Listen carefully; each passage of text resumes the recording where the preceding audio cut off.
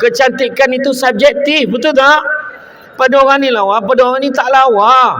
Macam contoh ni Lofa, orang cakap dia lawa. Pada saya biasa je. Kan?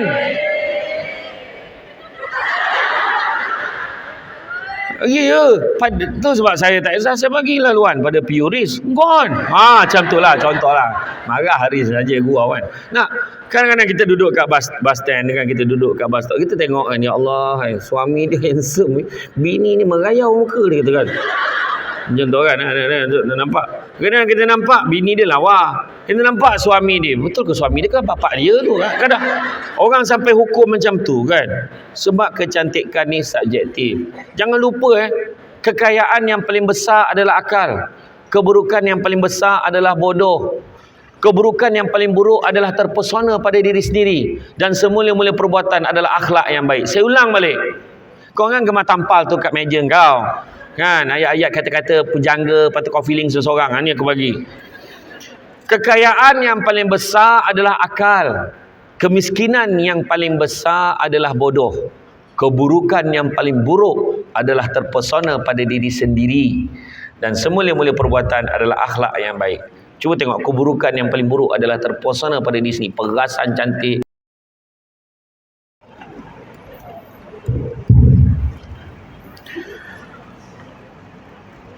A'udzubillahi minasyaitonir rajim. Bismillahirrahmanirrahim. Assalamualaikum warahmatullahi wabarakatuh. Puasa tak? Alhamdulillahillazi arsala rasulahu bil huda wa dinil haqqi liyuzhirahu ala dini kullihi walau karihal kafirun walau karihal musyrikun walau karihal muslimun. Subhanaka la ilma lana illa ma 'allamtana innaka antal alimul hakim. Rabbi shrah li sadri wa yassir li amri wa hlul 'uqdatam min lisani yafqahu qawli.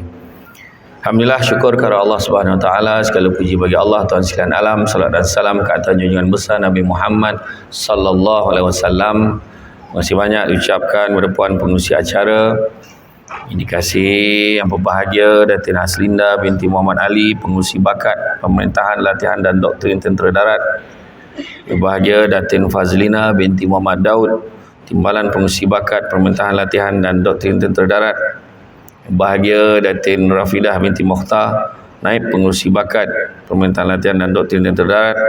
Berbahagia Major Dr. Siti Syahrul Natrah binti Muhammad Misan, Pegawai Pemerintah 808 Rumah Sakit Angkatan Tentera. Yang dihormati pengurusi bakat, puan-puan pegawai, ahli-ahli bakat, anggota-anggota wanita dan puan-puan staf awan pemerintahan, latihan dan doktrin tentera darat, khususnya tuan dan puan-puan yang dikasihi sekalian. Tuan dia seorang dua kot, yang lain semua puan belaka. Inilah krisis nasional kan. Lelaki memang dah tak ramai. Dah lah lelaki tak ramai, yang tak ramai tu pula sibuk nak jadi perempuan. Alhamdulillah, hari ni tajuknya lain macam.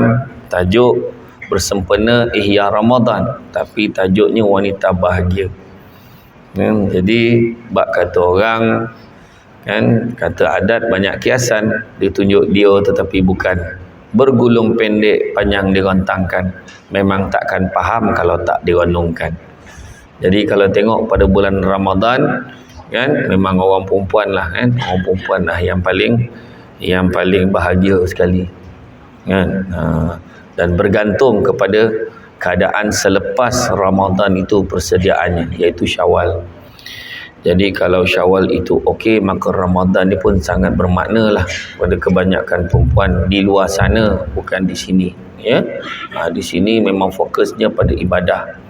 Kalau tengok maksud definisi bahagia itu sendiri adalah merupakan suasana senang dan aman damai serta gembira, berasa beruntung dan sebagainya. Dan kalau kita tengok dari segi aspek, kita tengok mengapa orang perempuan ini dikatakan lebih rajin beribadah. Kalau bulan Ramadan, orang perempuan yang macam lebih rajin beribadah. Ada kajian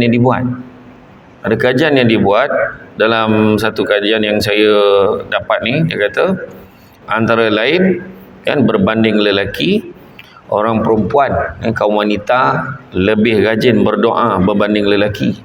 Saya tak tahulah masa bila dia masuk dalam rumah orang tu tengok orang tu doa ke tidak kan. Tapi macam tu lah yang dia dapat ni, saya baca ni betul tak tidak, dia bohong-bohong lah ni kan.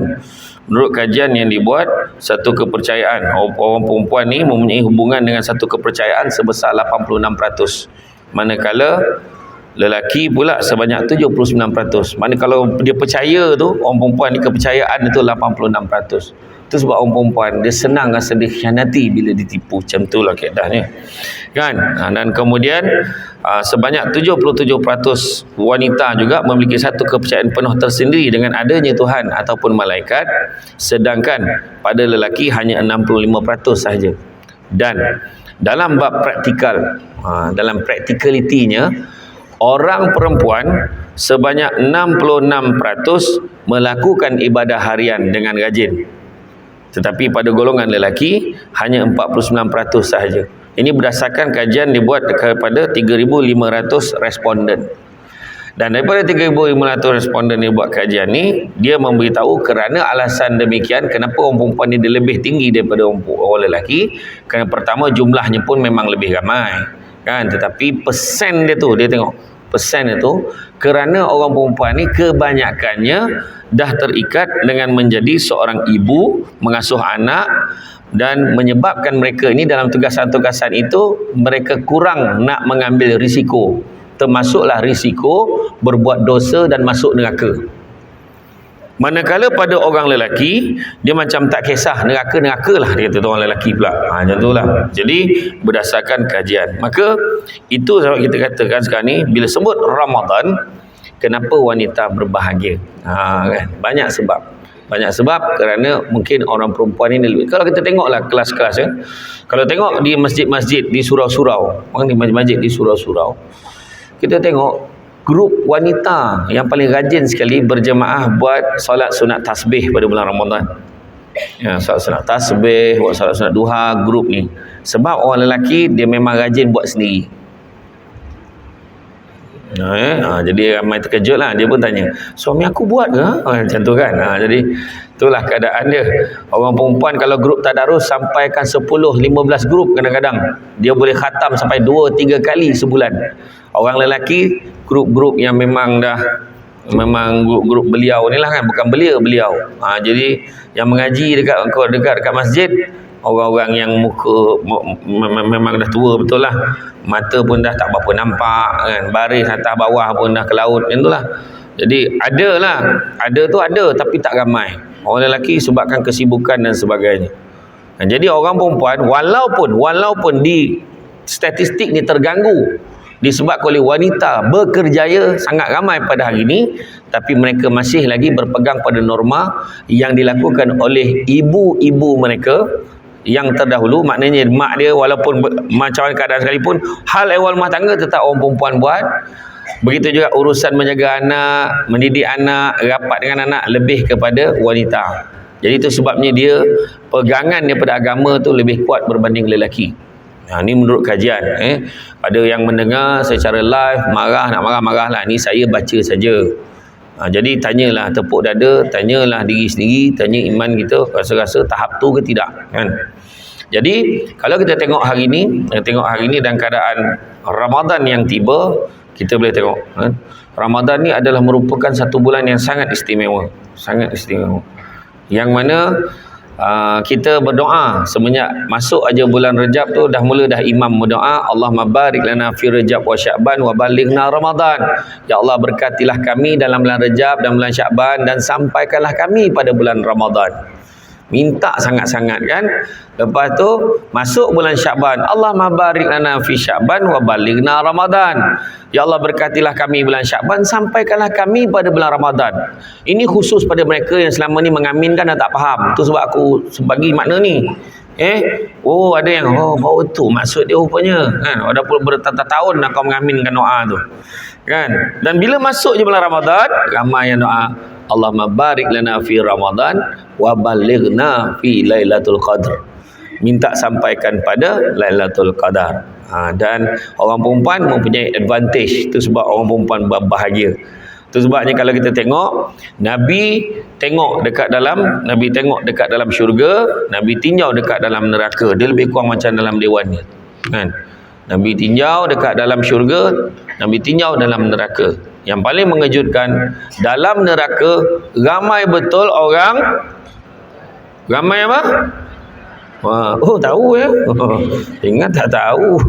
Tahu ramai wanita dekat dalam neraka. Kenapa? Sebab orang perempuan senang masuk syurga, tapi kadang-kadang dia yang tak nak.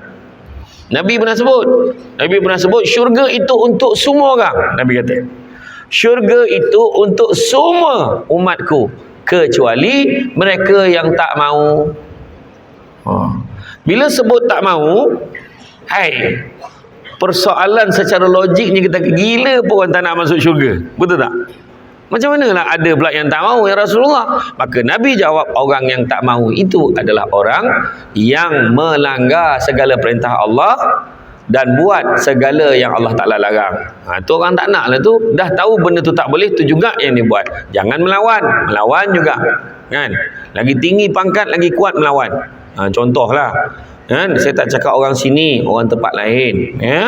Tu kena faham. Pangkat sampai ke lengan, lagi kuat dia melawan. Macam tu. Tak cukup ni. Kenapa pula dia jadi ketua unit ke apa kan, berkawat ke kanan pusing dengan laki-laki ni berkawat depan dia. Bayangkan tu, kan? Pun bukan orang sini, orang tempat lain. Tu kena ingat. Jadi bila masuk aja bulan Ramadan ini adalah bulan yang istimewa. Sebab apa? Bukan semua orang berpeluang untuk sampai pada bulan Ramadan. Bukan semua orang. Berapa ramai orang yang pada malam satu hari sebelum Ramadan dia meninggal dunia, sebelum maghrib lagi dah meninggal, tak sempat masuk dalam Ramadan. Sebab Allah dah beritahu. Saya baru aja 2 hari lepas anak kepada sepupu saya meninggal dunia seawal usia 25 tahun disebabkan oleh thalassemia. Kan? Dia tiba-tiba jantung dia bergerak laju dan berdenyut dengan laju sekali, terpaksa ditidurkan di Hospital Serdang dan dia meninggal dunia pada jam 6 petang. Kan? Jadi Allah Ta'ala ambil. Kalau kita ingat dalam satu hadis, Nabi sebut hadis kursi, Allah Ta'ala beritahu sesungguhnya sesiapa yang melakukan amal kebajikan akan diberikan ganjaran antara 10 kali gandaan pahala sehingga 700 kali gandaan pahala. Berlainan pula dengan puasa, kerana sesungguhnya aku sendiri akan memberikan ganjarannya. Mana Allah sendiri akan bagi ganjaran untuk orang yang berpuasa. Kerana apa? Kerana mereka meninggalkan makan dan minumnya kerana aku. Nampak? Meninggalkan makan minumnya kerana aku. Kan? Dan sesungguhnya orang yang berpuasa akan dikurniakan, diberikan 2 kegembiraan, iaitu kegembiraan ketika berbuka puasa dan kegembiraan ketika bertemu dengan Rabbnya. Ada pandangan kata bertemu dengan Rabb ini satu pandangan ketika dia beribadah dia rasa seronok, satu lagi ketika dia ambil nyawa pada bulan Ramadan dia rasa sangat gembira sebab dia akan berbahagia. Jadi minta-mintalah mati dalam bulan Ramadan, mudah-mudahan bahagia. Ni tengah dengar ceramah tiba-tiba keras saja, contoh. Ya, bukan sekarang lah, dah sekarang tempat lain lah, kan tak pasal-pasal kan. Jadi makna kata kemudian dalam hadis tu juga dia kata bahkan beri 2 kegembiraan ketika berbuka puasa dan kegembiraan ketika bertemu dengan Rabbnya, dan sesungguhnya bau mulut orang yang berpuasa lebih harum daripada bau haruman kasturi di sisi Allah. Ingat ya, bau wangi itu lebih wangi daripada haruman kasturi di sisi Allah. Jangan saja-saja kau harahkan hongap mulut kau tu ke orang, ya. Tak dapat tahan dia kan. Okey tak? Jangan. Pitam kawan kau jangan. Tak apa yang kau tolan sahur tadi, terpotai dengan apa, joring kan. Kau harah ke kawan kau. Memang silap-silap buka puasa kawan kau dari bau mulut kau tu kan. Jadi, kalau kita tengok bulan Ramadan ni berbahagia. Kenapa berbahagia? Sebab wanita yang berbahagia pada bulan Ramadan sudah tentunya, sebab kita tengok ada 3 golongan. Ada 3 golongan yang menerima Ramadan. Ramadan ni macam tetamu. Macam tetamu yang datang ke rumah kita. Tapi dia datang tak lama, 30 hari je. Pada orang yang sukakan seseorang, maka sebulan itu tak cukup lama pada dia. Sebulan je. Macam tu kan. Pada orang yang ni suka tikau lah, nak datang boleh, tak datang boleh. Ada orang macam tu. Ada orang tu pula, lah lamanya, bila lah kau nak keluar dari rumah ni. Contoh kan. Bukan semua orang suka mak mentua dia datang rumah. Kan? Itu salah, ini salah, itu tak betul, ini tak betul, ini tak boleh. Aku nak mengangkang tak boleh, pakai baju kelawar tak boleh, semua tak boleh. Semua contoh lah kan. Contoh. Kan? Dapat pula mak mentua pun memang pangkat tinggi dalam bakat kan. Jadi contoh kan, datin-datin mana tu kan. Ni bukan sini, tempat lain. Malam pun kena pakai baju askar, kau fikirlah kan. Contoh lah kan, mana tu. Jadi makna kata ini sebagai contoh. Jadi dalam Ramadan pun macam tu, bukan semua orang suka. Itu sebab ada orang bila datang Ramadan dia sedih betul. Orang perempuan jarang keadaan tu kan. Lelaki pernah jumpa tu, kajian tadi tunjuk tadi, ada lelaki tu siap cakap dengan anak dia, nak kita tinggal 2 hari je boleh makan, lepas ni puasa, macam nak mati sangat dah bapak ni tu. Dia rasa sedih dengan ketibaan puasa tu. Ada yang macam tu, dia punya cakap tu, kita dah tak boleh makan dah besok, macam kau puasa selama-lamanya, sedangkan waktu maghrib boleh buka. Nampak tak? Tu kategori pertama. Dia rasa dia tak boleh dah buat aktiviti yang lain, aktiviti yang biasa dia buat tak boleh. Dia nak lepak, dia nak main bola, semua tak boleh. Dia rasa macam tu. Sedangkan boleh je kalau nak buat aktiviti tu seperti biasa. Pertama. Yang kedua, sama je, ada tak ada sama je. Tetamu tu datang lah, buatlah cawan sendiri, dia buat tak erti je. Ada orang macam tu. Orang puasa dia puasa, kadang-kadang dia tak sahur pun, waktu berbuka dia berbuka. Rupanya dia tak semayang. Contoh, semayang tak, mengaji tak, tu dia rasa sama je. Sama je bulan puasa ni. Tu belum cerita lagi yang geng Triple Y, Yak Ye kan. Yak Ye, geng plastik hitam kan. Dia rasa sedih sangat. Tapi sama je. Yang jenis yang tak hormat pada mak mentua tu datang, dia tak hormat langsung. Entahlah kau nak ada pandai lah mak buat hal sendiri, saya ni sibuk, kejap pergi ni. Dia tak peduli pun. Dia balik pun, dia nak makan, dia balik masuk rumah, dia terus tidur je. Dia tak peduli pun mak mentua dia dah makan ke belum apa. Tapi kategori ketiga, dia rasa gembira dengan Ramadan. Gembira betul. Seronok tengok mak mentua. Mak janganlah sekejap sangat mak duduk lah, mak ni lama sikit. Kita boleh shopping kan. Kan. Iya mak, seronok bila mak ada, rasa macam terisi rumah ni. Kan, bertuah lah dapat menantu macam tu sekarang kan. Macam tu dia seronok sangat. Sebab bila mak mentua tu datang, doa dia tu yang mahal. Orang datang rumah kita ni tu doa tu.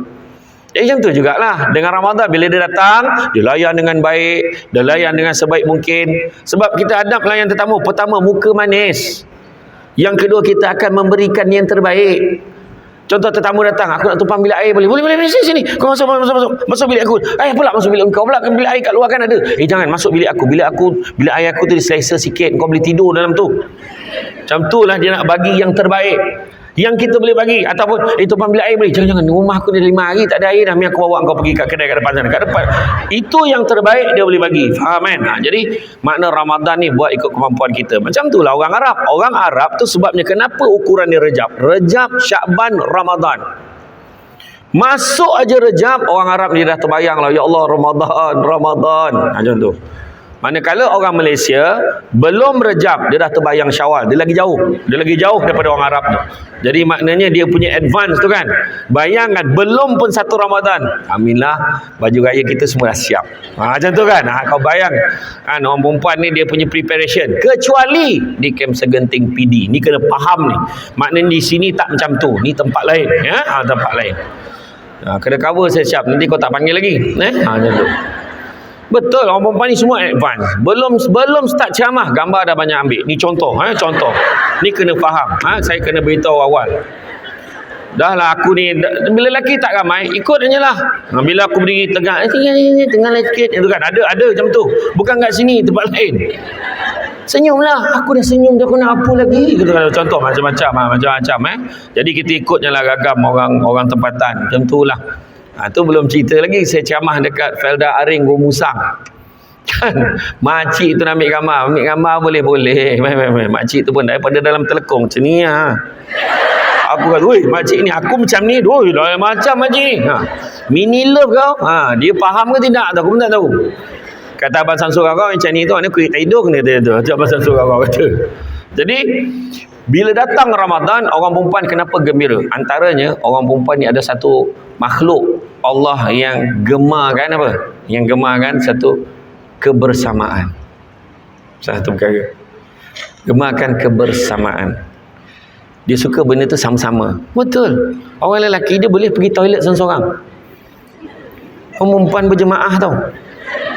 Yang seorang tu konsultan. Aku okey tak? Contoh lah. Okey, aku. Kau pun okey. Kau sesama kau boleh lah okey kan? Macam tu.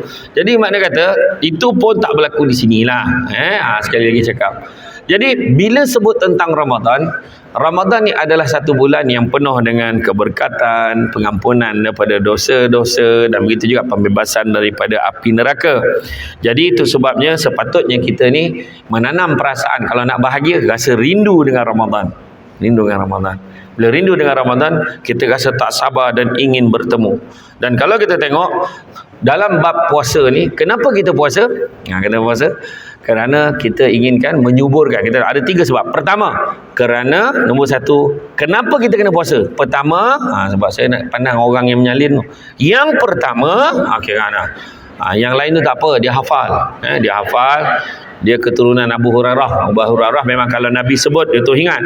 Jadi yang tak salin tu memang macam tu. Ya. Jadi kepada yang menyalin kena nilah. Lepas tu lah bila balik rumah tanya siapa ceramah tadi Syamsul buat. Iya ke? Okey dia ceramah. Okey dia cerita apa? Sama je sebab kau tak salin ya. Tu cerita dia. Jadi makna kata handphone dah canggih, si ada note, ada batang pen lagi dekat dalam phone kan. Yang pertama, kenapa kita kena puasa? Kerana bagi menginsafi nasib mereka yang kurang bernasib baik daripada kita. Dan orang perempuan lah yang paling kuat merasa demikian. Perempuan ni ada perasaan yang disebut bukannya simpati. Kelebihan orang perempuan, majoriti perempuan dia ada perasaan disebut sebagai empathy. Empati dengan simpati. Simpati ini, kena bagi definisi.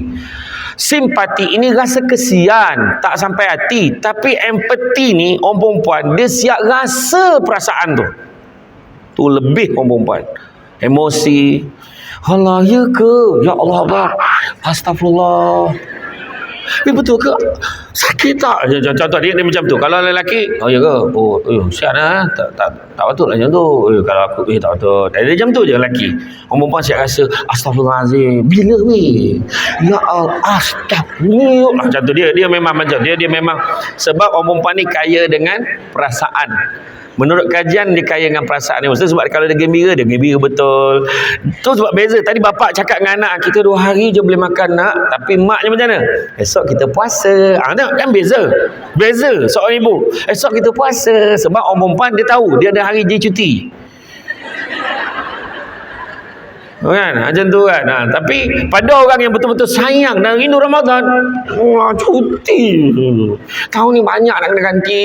Contohlah kan. Ada rasa macam tu. Tapi lelaki tak macam tu. Kan? Tahu-tahu dia dah kena bayar fidyah, dah berapa ribu dia kena bayar. Sebab ganti balik puasa yang dia tak puasa dulu. Ada seorang bekas staf saya dulu, bila kira-kira, dia tak puasa daripada dia umur 17 tahun. Kita kirakan balik daripada dia, kita ambil yang akhir balik dia tu, kira-kira dalam 7,500 dia kena bayar balik. Dia kata boleh tak buat loan untuk tu, dia kata. Saya kata kau ni, puasa tetap kena ganti sebab kau mampu, badan kau sihat, saya kata. Bayangkan dia kena ganti kira-kira 360 hari, hampir setahun. Bayangan punya teruk kan ada manusia macam tu lagi. Ada. Ada member saya dulu, orang sibuk marabbuka. Dia mari buka, dia kata. Tengah hari pula tu. Bayangkan tu. Jadi kita rasa pertama menginsafi nasib orang yang kurang bernasib baik. Itu sebab kita tengok macam bakat selalu buat mengedarkan bantuan kan, bubur lambuk, bagi hadiah, bagi sumbangan berupa barangan dan wang tunai, kadang-kadang bagi kepada golongan anggota, ahli-ahli yang susah, yang dhaif, anak-anak yatim. Itu yang heran tu pada bulan puasa ni. Bayangkan anak yatim dengan Samsul Debat lebih kurang ya full punya jadual untuk dijemput untuk majlis buka puasa. Tiba-tiba lepas Syawal tak yatim lagi dah budak tu. Bayangkan. Saya pernah tu ni jemput ceramah dekat satu bank. Saya tak nak sebut bank apa, tapi latar belakang dia warna merah. Ada beberapa bank yang latar belakang dia warna merah. Saya tak nak sebut yang mana satu. Jadi bila saya pergi tu, dia buat majlis buka puasa untuk anak-anak yatim. Majlis sambutan Syawal. Alhamdulillah ada jugalah yang buat kan. pihak korporat ni buat. Jadi jemput saya berceramah. Jadi bila saya berceramah, sebelum saya sampai kat sana adalah ucapan daripada pengurus bank, pengurusi bank tu datang, dia bagilah ucapan sikit. Bahkan anak-anak yatim ni umur berapa tahun tau? Umur 4 tahun, 5 tahun, alah kecil-kecil aja, comel-comel aja kan. Dia duduk dekat situ. Lepas tu apa tau? Yang bestnya dekat atas meja tu, sebab buat kat KL, kau tahu tak ada kuih-kuih tradisional ni. Semua kuih-kuih KL. Muffin, pavlova, kan? Lepas tu budak tu berbual sama dia. Saya nak ambil gambar dengan anak yatim tu, pengurusi bank tu tengah berucap. Saya berilah pegang, "Dek, jom kita ambil gambar." Pandang kamera. Budak tu buat muka macam tu. Lepas tu budak cakap, "Karipap tak ada?" Dia tanya macam tu. Saya kata, "Tak ada, memang tak ada, ni je lah kuih yang ada, dek." Cakap macam tu kan. Lepas tu budak cakap, "Cakap, bila nak makan ni?" Dia cakap tu. Dia marah pengurusi tu. Jadi saya pun tegur lah. Kesian, kita tengok anak yatim ni simpati, kita rasa sayang kan. Saya kata, macam ni. Dia kata, saya tunjuk lah budak anak yatim tu, saya tunjuk macam ni. Pengurusi bank tu nampak saya, nampaknya penceramah kita tak sabar nak ceramah, dah aku pula yang kena. Sebenarnya budak tu kita kesian kan. Saya cakap, budak ni saya kata minta. Lepas tu waktu bergambar, budak-budak anak yatim ni dah dapat makan. Lepas tu ceramah, lepas tu bergambar. Lepas tu bergambar tu hilang dah lemang perhiasan tu apa semua tu. Budak-budak tu semua main kan. Budak-budak dah kenyang kan. Macam tu lah. Jadi apa pun anak-anak yatim ni janganlah bulan puasa je dia yatim. Tiba-tiba lah macam kita anggap dia tak yatim lagi. Kan? Sebenarnya antara sebab kalau kita tengok kan, barang siapa kan Allah Taala bagi tahu, Nabi pun bagi tahu, barang siapa yang nak melembutkan hatinya kan, banyakkanlah menggosok-gosok kepala anak yatim dan memberi makan fakir miskin. Ingat ya, anak yatim ni yang kat luar ni dalam 15 tahun ke bawah lah, yang kanak-kanak yang 40 tahun ke atas kat rumah kita tu pedulikan lah, itu dah terlebih yatim sangat dah tu kan. Jadi makna kata kena tengoklah keadaan tu, kesesuaian. Dia mengaku yatim, abang pun nak yatim, habis kau gosok kepala aku tu tak payahlah. Yang itu kau peluk dia sudahlah, kau sayang dia sudahlah. Ni cerita ni anak yatim, menginsafi. Sebab bukan semua orang senang macam kita. Orang perempuan selalu bagi mesej ni, ada orang kat luar tu nak lebih susah daripada kita. Kita ni ada macam-macam benda kita boleh makan kan. Orang kat luar tak boleh makan. Contohnya kita ingat beberapa tahun lepas bagaimana Mufti Arab Saudi sedang berserangan langsung memberi kuliah tentang Ramadan. Ada satu panggilan daripada Rohingya, telefon, dia tanya, "Sahkah puasa kami dengan tahap kami tidak bersahur dan kami tidak berbuka?" Kerana dia tak ada makanan. Dia tak ada makanan, tak bersahur dan tak berbuka. Puasa tak puasa sama je macam puasa. Itulah keadaan ni orang sampai macam ni. Kita ni walaupun kita tak prepare apa-apa kan, kita yakin malam ni ada untuk kita berbuka puasa. Betul tak? Tu belum cerita iftar perdana. Tu belum cerita buffet Ramadan. Kepada siapa yang nak pergi ada satu buffet Ramadan. Saya pergi Maha Buffet di Maib Serdang. RM89 saja satu kepala, 200 menu dihidangkan.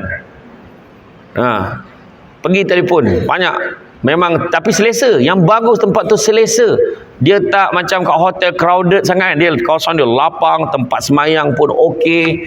Saya bukan promote, lebih kurang sebab tak silap saya sebelum berbuka puasa tu kena dengar tazkirah daripada personality TV yang tinggi-tinggi daripada Negeri Sembilan tu. Dia yang akan ceramah sebelum buka puasa tu. Ya, boleh tengok dalam tu dia pengusaha tu daripada restoran Makimbong. Makimbong apa tak? Jadi Maha Buffet Ramadan. Ya, nak ceritakan macam mana kita ni walaupun ada buffet Ramadan, tapi masyarakat kita salah faham dengan buffet. Dia ambil makanan sebanyak-banyaknya. Kita dulu mana ada pandai pergi beli-beli kat luar. Semua mak kita masak je kat rumah. Betul tak? Puteri mandi, tepung pelita, kuih pepok. Pepok tu ada setengah tempat panggil badak berendam. Kan? Ada panggil kuih sepang. Kan? Dia sebenarnya ikut bentuk sebenarnya. Ikut bentuk. Jadi semua kuih homemade saja. Betul tak? Hari ni apa dia? Hari ni ada apa? Kan? Kalau kita tengok Nabi macam mana? Nabi tu sebab orang lelaki kena tengok Nabi macam mana. Orang perempuan saya tak tegur, ni orang lelaki. Kalau ikut Nabi, masuk aja asar, Nabi lagi kuat, Nabi beribadah sebab Nabi tahu sekejap lagi dah nak berbuka dah. Nabi kejar pahala sebanyak-banyak je waktu sedang berpuasa. Kerana pahalanya ekstra waktu kita berpuasa. Tapi orang lelaki masuk aja asar, dia dah terbayang bazar Ramadan mana dia nak singgah. Apa aku nak bawa balik untuk keluarga aku? Apa aku nak beli? Saya tegur orang lelaki saja. Orang perempuan saya tak tegur. Sebab orang perempuan bukannya asar. Waktu sahur dia dah terfikir dah malam kan apa. Itu sebab tak boleh tolong lah. Jadi biarkanlah. Sebab orang perempuan kenapa kena fikir macam tu? Sebab orang perempuan ni dia adalah chef de mission. Dia adalah orang yang tanggungjawab dengan gelanggang dia, dapur tu gelanggang dia. Dia akan tentukan makanan apa yang untuk dipanaskan, untuk dimakan waktu berbuka puasa dan sahur. Itu orang perempuan. Pertama. Yang kedua, untuk mengawal hawa nafsu. Mengawal hawa nafsu kita daripada melakukan perkara-perkara yang biasa kita buat dan kita boleh kontrol. Sebab apa? Nafsu ni berpangkalan di perut. Perut adalah merupakan HQ untuk nafsu. Waktu Allah Ta'ala ciptakan nafsu, Allah Ta'ala tanya, engkau siapa? Aku siapa? Maka nafsu jawab, aku, engkau, dia kata. Aku, engkau. Kemudian Allah Ta'ala letakkan dia dekat dalam tempat yang sejuk selama 100 tahun. Kemudian bawa keluar. Aku siapa? Engkau siapa? Aku, engkau. Letak pula tempat panas selama 100 tahun. Bawa keluar balik. Engkau siapa? Aku, engkau. Macam itulah degilnya nafsu ni. Tetapi akhirnya Allah Ta'ala hukum pula nafsu ni, uji pula dengan 100 tahun dilaparkan. Selepas itu bawa keluar, engkau siapa? Aku siapa? Sesungguhnya aku adalah nafsu dan kau adalah Tuhanku. Maknanya nafsu biasanya kalah dengan lapar. Tapi kenapa ada orang boleh kena tangkap basah pada waktu bulan puasa? Kenapa orang boleh kena tangkap kerana membeli nombor ekor pada bulan puasa? Kena tangkap dekat pusat refleksologi urut. Kenapa? Sebab mereka tidak menghayati Ramadan dengan sebenar-benarnya. Mereka tidak berpuasa dengan sebenar-benarnya. Itu yang jadikan nafsu mereka lebih besar daripada apa yang mereka kerjakan untuk ibadah. Tu sebab kalau kita tengok, ada orang bulan Ramadan dia makan lagi banyak daripada bulan tak puasa. Itu sebab kita buat weight challenge. Mungkin Datin boleh buat satu program weight challenge. Kita buat semua ahli-ahli bakat, kita akan timbang berat badan masing-masing pada 5 hari sebelum Ramadan tiba. Kita timbang berat badan pada semua yang nak masuk. Kemudian pada 15 Ramadan, semua orang kena timbang balik semula. Kita akan bagi hadiah siapa yang paling banyak turun kilogram berat badan dia, paling banyak turun daripada berat asal yang dah timbang tadi. Pada 15 Ramadan, hadiahnya nombor 1 sampai nombor 20. Dan grand prize hanya untuk 5 orang sahaja akan timbang 2 minggu selepas Syawal. Kau akan nampak berpusing jarum timbang tu, kan? Menggigil-gigil dah jarum tu, dah tak boleh tahan dah. Cepat turun. Jangan jam diri lagi dah kat atas tu. Macam itulah kan. Macam-macam bondo ditolan kan. Jadi mana kata tu yang kedua, yang mengawal hawa nafsu. Untuk makluman semua, menurut kajian daripada Perbadanan Pelupusan Sistem Pekerjaan sebelum PKP dan hari ini lebih dahsyat lagi kempen-kempen buffet Ramadan ni. Untuk makluman semua, rakyat Malaysia membuang kira-kira 17,800 tan makanan setiap hari pada bulan Ramadan. 17,800 tan makanan yang dibuang setiap hari pada bulan Ramadan. Manakala sepanjang bulan Ramadan 270,000 tan makanan yang dibuang itu adalah makanan yang belum pun disentuh. Cuba fikir. Begitulah teruknya perangai orang Malaysia ni bila makan pada bulan Ramadan. Tak salah kalau hari pertama kita tak pandai bajet. Seorang perempuan kena kontrol suami dalam hal ini, kontrol rumah tangga dalam hal ini, kontrol diri kita bila pergi ke bazar Ramadan. Pergi bazar Ramadan, tawaf 7 kali, sa'i 7 ulang alik. Dan masa tu nasib baik Allah bagi kau jari 10 je. Bersangkut semua dah ni. Dan syak strategi. Mentang-mentang lah dia ketua angkatan tentera, panglima angkatan tentera. Okey, sekarang tengok jam masing-masing. Okey. Semua seorang pergi sana cari tafufah, ni seorang cari mihun sana, seorang cari sini. Setkan jam 5.30 jumpa balik kat sini. Oh, bayang lah tu. Syak strategi. Dan semua penuh macam ni. Kan? Sampai kat rumah faham hari pertama tak habis. Macam mana nak habis? Roti john seorang sebatang. Mutabak seorang sekeping. Kan? Lepas tu segala makanan yang bunyi Cina kau beli. Taufu fa, yong taufu, cha kuih tiao, semua kau beli. Dan kemudian bila makan sikit-sikit, tak apalah, simpan sahur. Simpan sahur. Waktu sahur. Kan? Masa tu muka macam nak kena tinju je. Kan? Akhirnya membazir dan buang. Tak apa. Ingat tak Nabi kata, orang yang cerdik, dia tidak akan membenarkan dirinya jatuh dalam lubang yang sama 2 kali. Dah tahu semalam tak habis, kurangkan. Kurangkan. Orang perempuan, wanita yang bahagia bila tengok makanan dihidang licin, settle, dia bahagia. Mana? So, pastikan perkara ni. Dan yang ketiga, untuk menyuburkan perasaan jujur, pemaaf, bertolak ansur pada bulan Ramadan. Orang perempuan sangat happy bulan Ramadan. Dalam bulan-bulan lain cukup payah nak dapat. Kan? Suami yang bergelar ketua angkatan tentera. Kan? Pemerintahan, latihan dan doktrin tentera darat. Macam karangan aku baca beratas ke bawah. Kan? Betul tak? Betul Datin. Bulan lain payah, husband sibuk, kejap jumpa Menteri Besar, kejap jumpa Perdana Menteri, jumpa pimpinan tertinggi tentera darat, jumpa ada je mesyuaratnya, meeting sampai maghrib malam kadang-kadang.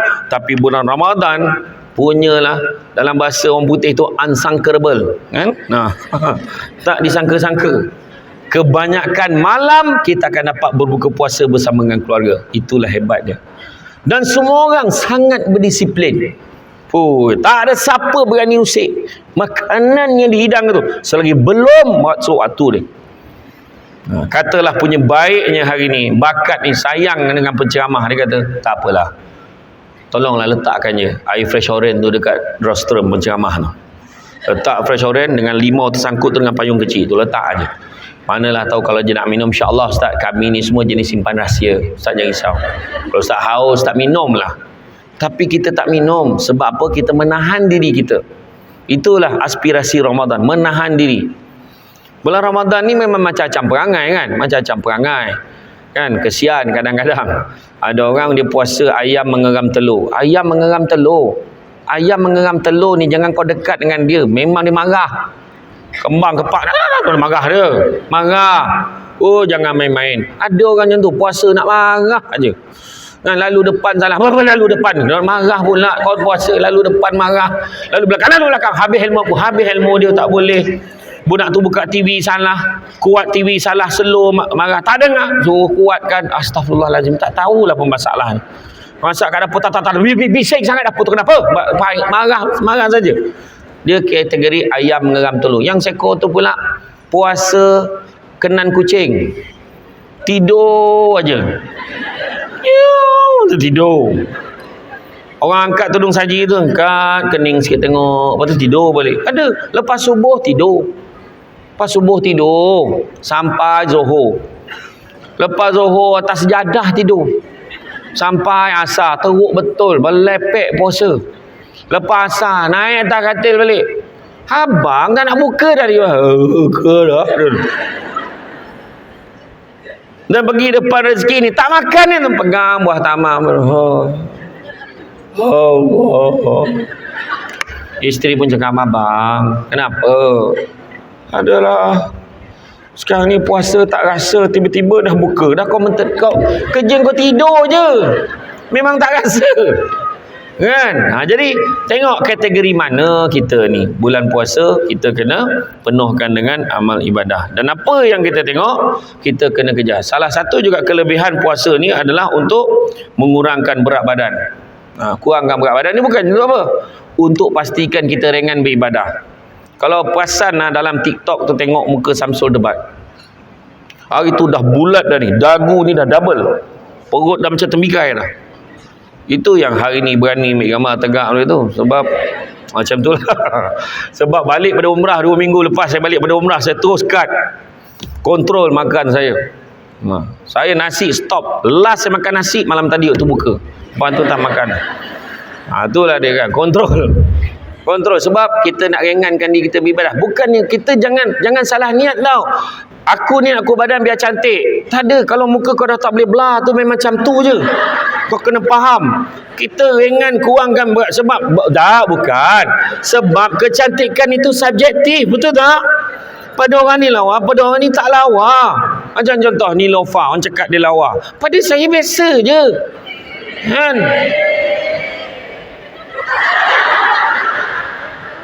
Ya, pada tu sebab saya tak kisah, saya bagi laluan pada Puris. Gone. Macam tu lah contohlah. Marah hari saja gua kan.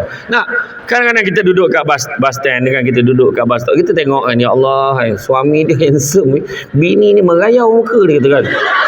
Macam tu kan, nampak. Kadang kita nampak bini dia lawa, kita nampak suami dia, betul ke suami dia kan bapak dia tu kan. Kadang orang sampai hukum macam tu kan. Sebab kecantikan ni subjektif. Jangan lupa kekayaan yang paling besar adalah akal. Keburukan yang paling besar adalah bodoh. Keburukan yang paling buruk adalah terpesona pada diri sendiri. Dan semula-mula perbuatan adalah akhlak yang baik. Saya ulang balik. Kau kan gemar tampal tu kat meja kau. Kan, ayat-ayat kata-kata pujangga, patut kau feeling seseorang. Ni aku bagi. Kekayaan yang paling besar adalah akal. Kemiskinan yang paling besar adalah bodoh. Keburukan yang paling buruk adalah terpesona pada diri sendiri. Dan semula-mula perbuatan adalah akhlak yang baik. Cuba tengok, keburukan yang paling buruk adalah terpesona pada diri sendiri. Perasan cantik, perasan dia elok, perasan dia baik, terpesona pada diri sendiri. Memang kalau kita tengok dia perasan sedangkan dia tak macam tu, macam mana menyampahnya kita kat dia? Keburukan yang paling buruk. Orang yang tak cantik, rasa diri dia tak cantik, orang tu cantik sebenarnya.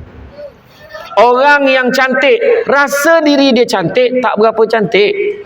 Orang yang cantik tapi rasa diri dia tak cantik, ya Allah cantiknya dia. Dan kau bayangkan orang yang tak cantik rasa diri dia cantik. Kau boleh bayang tak betapa buruknya orang. Macam itulah keadaan dia.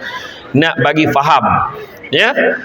Jadi kalau kita tengok dalam bab Ramadan, kita tengok kebahagiaan yang kita nak kejar ni sebab kita, Allah Ta'ala sebut dalam Al-Quran, ya ayyuhallazina amanu, wahai orang-orang yang beriman, kutiba alaikumusiyam, diwajibkan ke atas kamu berpuasa, kama kutiba alal ladzina min qablikum, seperti mana orang-orang sebelum kamu, dalam kurungan diwajibkan berpuasa juga, la'allakum tattaqun, mudah-mudahan kamu bertakwa.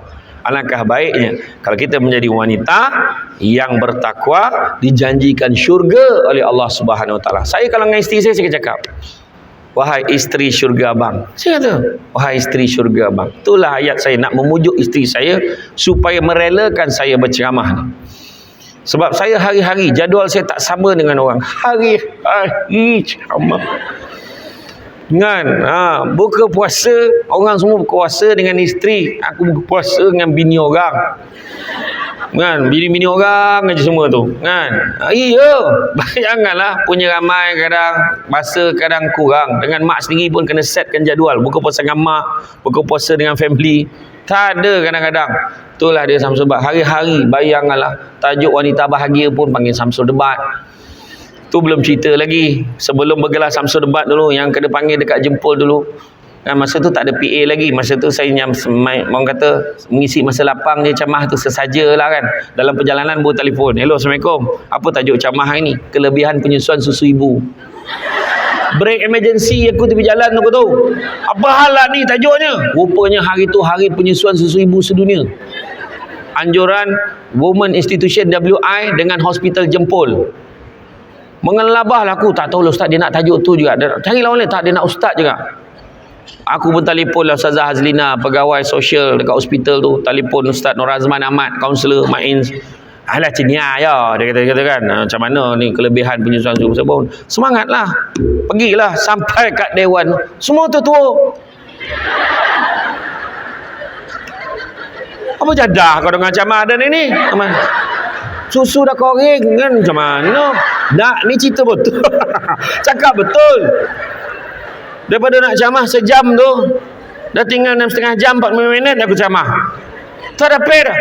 Lah apa dengan camah ni? Tak apalah, camah lah. Dia kata macam tu masalah kan. Macam tu lah cerita membuat. Antaranya lah kan. Jadi semua tajuk orang panggil saya. So mana yang boleh saya layan lah kan. Pergilah ceramah. Sementara nak dengar. Tu rumah saya kata, "Abang camah." Saya kata, "Wahai isteri syurga abang, abang ni nak ceramah ni pun mungkin dalam 2-3 tahun je lagi. Lepas tu bila abang dah duduk rumah, jangan kau muntah tengok muka abang, sudahlah saya kata macam tu. Kan, saya dulu jawatan hakiki saya pernah bergelar penyawat awam. Saya sebelum ni pengarah undang-undang, legal advisor. Tapi saya akhirnya ambil keputusan bersara sebab masa tu saya dah tak tahu mana satu part time. Macam jadi pengarah tu pula part time, ceramah tu pula full time. Jadi saya ambil keputusan bersara. Saya dah dekat pesara tau, tunjuk dekat hotel dapat 10%. Iya, alhamdulillah. Kan, jadi mana kata bulan Ramadan kita nak kejar takwa, kita nak kejar syurga. So macam mana? So kita kena faham apa yang dimaksudkan dengan takwa. Takwa ni bukan kita lagi jauh daripada Allah, lagi dekat pada Allah. Orang perempuan cukup senang masuk syurga. Nabi kata wanita, saya pernah bawa tajuk tu, wanita dambaan syurga. Makna syurga nak sangat wanita tu masuk. Bukannya syurga dambaan wanita, wanita dambaan syurga. Apa cer? Kan, rupanya dalam satu hadis Nabi sebut orang perempuan ini, wanita ini, kalau dia jaga solat, satu, dia jaga puasa, dia jaga maruah diri dan maruah suaminya, dan taat perintah suami. Saya ulang balik, Nabi kata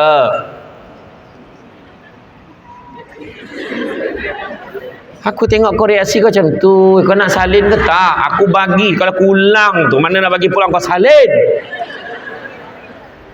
Kalau dah degil tu degil jugalah orang perempuan ni. Pening balalah. Yang pertama, jaga solat, jaga puasa di bulan Ramadan, jaga maruah diri, maruah suami, dan taat perintah suami. Kalau ada keempat-empat ni Nabi kata, masuklah kamu ke dalam syurga ikut mana-mana pintu pilihan hati kamu.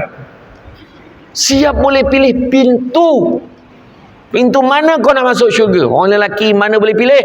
Dapat masuk untung. Semua neraka tu masuk yang cakap ni. Nak cakap apa? Sebab orang lelaki ni Roblox dia banyak. Orang perempuan kau jaga empat-empat ni, syurga. Tapi rupanya solat tak ada masalah sangat, puasa tak ada masalah sangat. Jaga maruah diri, maruah suami tu kadang-kadang masalah. Kadang-kadang ada perempuan ni, dia gemar bercerita pasal orang sampai orang tahu, alah dia tu lah yang mulut jahat tu. Orang tahu, jatuh maruah suami dia. Isteri si siapa ni dia tu jatuh maruah dia. Jangan menambah-nambah jadi nasi tambah dalam media sosial. Perceraian artis-artis bukan untuk kita komen. Mereka masih dalam proses. Doakan yang terbaik.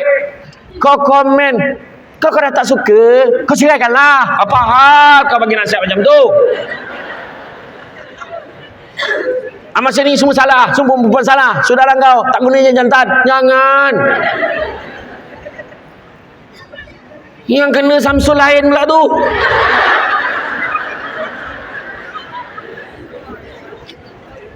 Iya, Datin nak tahu. Ya Allahu Akbar. Saya nak cakap apa lagi? Saya pun kena. Orang asam betul.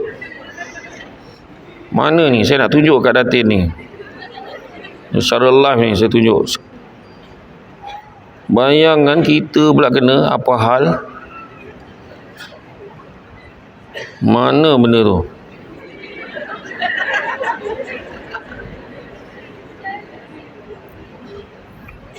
Siap gambar saya tengah macam ni tu. Sekejap, tengah cari ni, kejap. Nak pergi ni, kejap.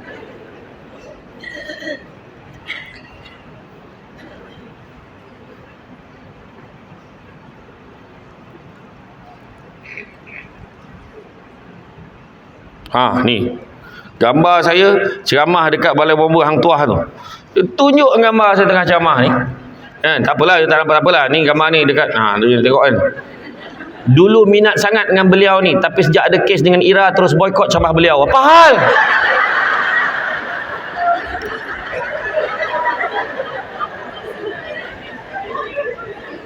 Ini satu lagi gambar saya dekat Mekah, dekat bawah Jabal Nur tu. Ni gambar saya tengah tunjuk macam ni, pakai kacamata hitam. Dekat bumi Mekah. Perangai orang jantan, duk ceramah hari-hari pasal kahwin, lalah dia yang kahwin, tak guna punya jantan. Siap tag lagi Samsul Debat Official. Saya balas balik tau. Saya balas komen dia. Saya jawab apa? Saya kata, mana budak tu? Jom.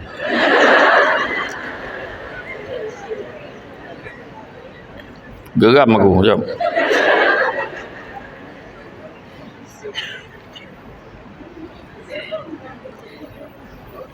Saya kata, weh, kau cakap ni pasal Samsul mana ni? Aku ni Samsul Debat. Kau tengoklah betul-betul. Kau jangan main bantai aja. Dia kata, sorry Ustaz, salah info. Salah info apa? Tu yang Abang Samsul Kawau keluarkan. Sebab dia pun kena. Abang Samsul Kawau bertalu-talu kena. Lepas tu Abang Samsul Kawau dah geram, dia jawab apa? Dah jodoh. Dia kata apa? Sebenarnya Abang Samsul Kawau tunjuk gambar. Ni Samsul Debat, ni Samsul Kawau, ni Samsul ni. Pilih yang mana satu. Tengok betul-betul. Tu sebab perempuan jaga maruah diri. Jangan terbabit dengan menyebabkan boleh jatuhkan maruah kita dan maruah suami kita. Orang kutuk suami kita macam mana pun, pertahankan. Aku tengok lelaki kau macam tak kerja, elok duduk rumah. Tak adalah kak, sebenarnya dia memang banyak kerja. Dia kerja part time banyak, cuma belum ada rezeki lagi dapat kerja tetap. Akak, kita doalah sesama ya, mudah-mudahan abang dapat kerja tetap. Tu jaga maruah suami. Ni kau tambah lagi. Tengok lelaki kau macam tak kerja, elok rumah. Memang kak menyusahkan orang, mati lagi baik. Kau cakap macam tu, jangan macam tu. Jangan nambah puisa. Sebab kalau tengok macam tadi kan, macam rumah tangga, macam semalam pun ada isu yang tu kan, dia tengah berunding dengan artis ni.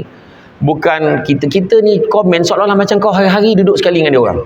Kita tak tahu masalah dia. Dalam rumah mana rumah tangga tak ada masalah. Cakap, tolong angkat tangan. Saya dah 15 tahun kahwin, alhamdulillah Ustaz, tak ada masalah. Mana masalah tu? Mesti ada masalah, betul tak? Merajuk, terasa hati, itu biasa. Cuba tinggal lagi cara kita menyelesaikan masalah itu. Faham? Jaga maruah diri, jaga maruah suami. Kau bantai, tahulah bulan Ramadan ni kan, kau bahagia sangat. Sidai kain kau bantai berkemban. Tahulah musim panas sekarang ni. KPD pula kan, bantai berkemban. Bukan kejap-kejap, sap gitu kan. Depan suami pula tu. Lepas tu kau sidai kain tengah-tengah panas. Serap. Lalulah imam kampung. Kau tegur pula imam tu. Imam. Zerap tu ke parit imam tu. Orang tanya, "Mam, kenapa, Mam? Tadi bini si siapa tu bakamban pula, dia togurnya aku. Aku tak tahu mana nak pandang dah." Dia kata, jangan main-main tau. Jaga maruah diri, jaga maruah suami. Dan yang keempat, taat perintah suami. Ini pun kadang-kadang susah. Taatlah perintah suami.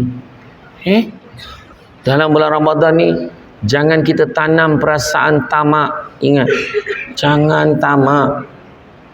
Kongsi tak apa. Faham tak? Tak, dia ada beza faham dengan setuju. Saya tanya, faham tak faham? Faham. Setuju tak? Tu yang susah tu. Nampak? Maksudnya tadi lain. Maksudnya taat tu bab sedekah, bantu orang. Mulai hari ni perempuan tanamkan azam, saya akan taat segala perintah suami. Boleh atau tak?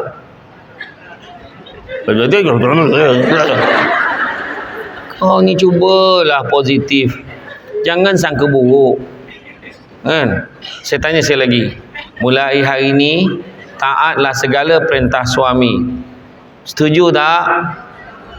Tengok tu. Okeylah. Mulai hari ni taatlah segala perintah suami yang baik sahaja. Setuju?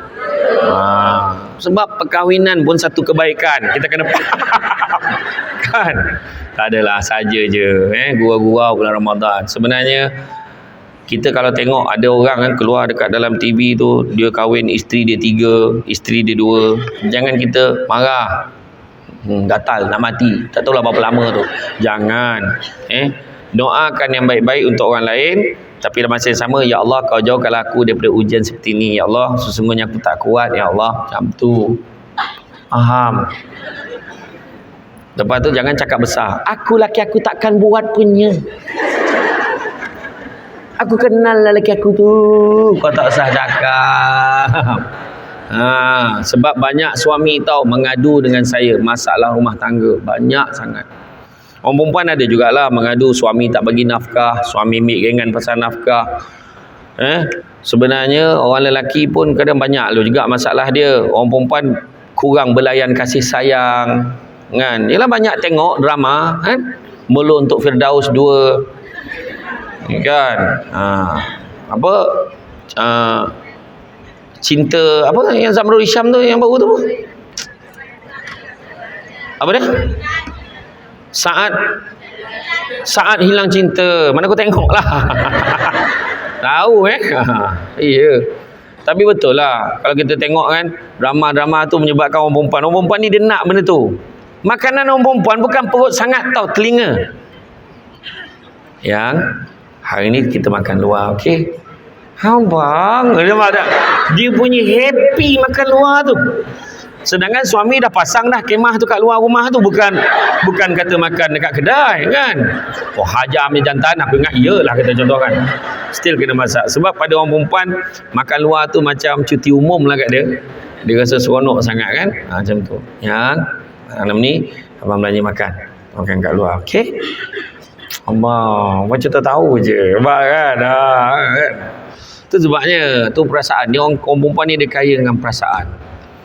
Betul lah sebenarnya. Jadi perasaan ni yang akan membahagiakan kita. Kan? Jadi orang perempuan ni kenalah ni bagi yang terbaik. Suami pun kena bagi terbaik. Tu kadang yang lelaki pula komplain. Banyak komplain, minta maaf cakap. Banyak komplain dalam bilik tidur.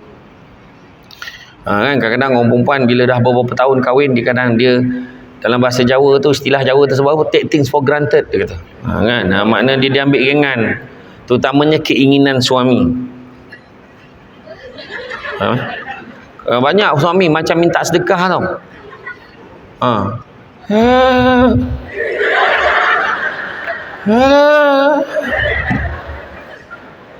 Kau pula rasa kau ada hak ni kan. Kesian suami. Suami kemain garang tu, misai tajam ni contoh. Saya merupakan salah seorang perdana kita tentera yang berada di Polisian. Kita berjuang mempertahankan negara, memastikan negara daripada ancaman musuh. Tiba-tiba tak kata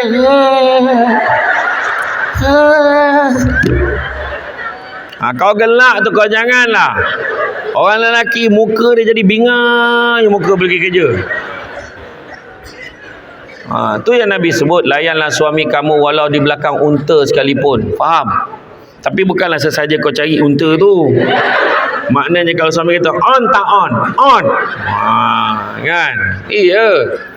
Saya pesan kadang kena communicate benda tu. Abang kadang-kadang abang kalau tak dapat tu abang rasa macam cakap. Yang isteri pun, abang saya ni okey je, pun betul lah awak. Kadang saya penat. Abang tahulah pada pagi kena datang program ceramah lagi. Kan? Saya ni sebagai pengungsi bakat, contohlah contoh pengungsi bakat, naik pengungsi bakat kan, ahli jawatankuasa kan, contohlah dia, mereka semua ada peranan, penat. Betul kan, petang bukan ni je, petang ada program lagi, lepas sebelum berbuka dia lagi nak pergi ziarah lah apa semua. Saya penat. Cakap kan ni je. Lepas tu janganlah cakap clear, nanti anak-anak dengar. Jom kita tu, jangan. Jadi kan cakap pakai macam maskar kan, tentera kan ada kod MOS tu kan, pakailah kod MOS tu. Yang apa dia?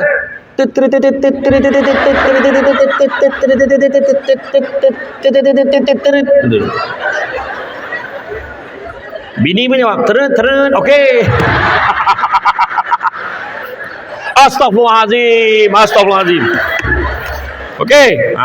Jadi tu contohlah Jadi mana kata kebahagiaan. Okey, taat perintah suami. Sebenarnya tu saya selalu cerita ni dalam bab nafkah pun saya selalu sebut. Suami isteri, wanita bahagia. Bulan Ramadan ni bulan paling sesuai nak bincang dengan suami. Bincang. Sebenarnya kalau ikutkan, saya boleh sebut ni ramai lelaki marah kat saya. Saya kata, ini fakta, ini hakikat hukum, iaitu kalau kita tengok, Nabi sebut kan, seperti mana kamu punya hak ke atas isteri kamu juga punya hak ke atas kamu. maka sempurnakanlah hak mereka, makanan, pakaian dan tempat tinggal. Orang lelaki kena bagi makanan, pakaian dan tempat tinggal. Sewa, beli bukan isu, tapi ada tempat tinggal, sediakan.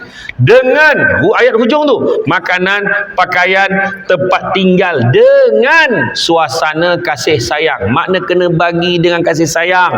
Bagi duit, dah bank in bulan ni, salah. Yang abang dah pun bank in duit untuk bulan ini, yang manfaatkan walaupun tak banyak, mudah-mudahan ada manfaatnya. Bang, makasih tau, macam tu. Love you too. Dengan kasih sayang. Ambil menyusahkan orang aja, jangan macam tu. Nampak? Makanan, pakaian wajib setahun paling kurang 2 pasang baju sepasang, lengkap dengan tudung dan broochnya sekali. Macam tu. Faham? Tak kisahlah tudung bawal, siakap, Datuk K, ikut suka kau lah. Kan? Tudung-tudung yang ada yang sesuai dengan pasaran. Itu sebab lelaki kadang yang paling mudah bagi duit untuk dia belikan benda tu. Cakap, kena sebut ni nafkah bulan ni. Kadang orang lelaki kata nafkah tu abang bahasakan sebagai allowance. Ni allowance bulan ni. Penting. Kita kena beritahu. Manakala apabila telah disempurnakan haknya, maka orang perempuan tidak boleh membenarkan orang-orang yang suaminya tidak sukai masuk ke dalam rumahnya. Maknanya nak bagi gambaran, orang perempuan kena dapatkan izin daripada suami. Keluar rumah, pergi sana, pergi sini, minta izin. Walaupun nak jumpa kawan, sekejap aja, depan rumah aja, kena beritahu suami. Bang, ada orang nak masuk rumah ni, tanya suami. Siapa? Mak abang. Oi, bagilah dia masuk. Kau pahal pula mak aku tu. Yalah, bang ada si hukum, saya kena tanya abang. Sebab rumah ni rumah abang, walaupun nama isteri. Walaupun rumah tu nama isteri dalam geran. Faham? Bila bersuami, kena tanya suami. Ada kes, orang apa hal pula?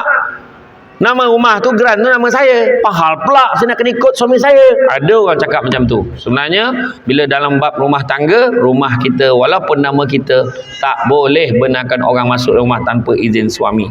Bang, ni ada seorang lagi nak masuk rumah. Siapa? Adik abang. La ilaha illallah. Macam ni lah. Abang dah berikan senarai dekat dalam mesej kau baca. Nombor 1 sampai nombor 20. Siapa yang kau tak payah tanya aku, kau bagilah dia masuk. Dia kata. Ingat tu. Dan begitu juga, ada budak ke? Mana tu? Oh, baby. Alah, suka tengok baby. Kan? Tapi buat macam mana? Isteri pun dah cakap, tutup kilang. Tapi apa-apa pun, orang perempuan nak tutup kilang, pastikan dapat persetujuan pengurus. Sebab pengurus kalau jumpa tapak baru, kau jangan main-main. Cawangan baru dibuka, kau jangan main-main. Jangan main-main, hati-hati. Tu hati-hati. Kan? Jadi, dan orang perempuan, apakah tanggungjawab orang perempuan kat rumah? Orang perempuan di rumah, kalau ikutkan sebenar-benarnya, melayan suami dan melahirkan anak. That's all.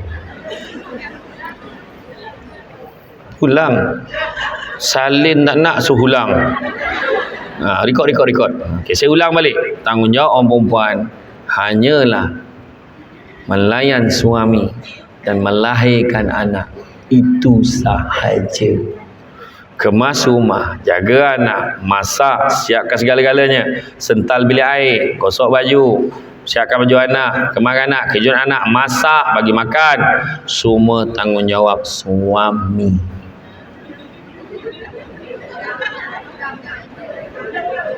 Kau pokak ke apa kau nak ulang lagi? Aku dah slow dah tu. Dah, itu tanggungjawab suami. Dia kena make sure benda tu settle. Dan yang kita kena faham, cuma kebanyakan rumah tangga, orang perempuan dengan penuh rela hati memangku tugas suami ini. Sebab bagi dia mudah nak cari rezeki kat luar, tak apalah, jaga anak, sental ni, lipat kain, semua perempuan buat.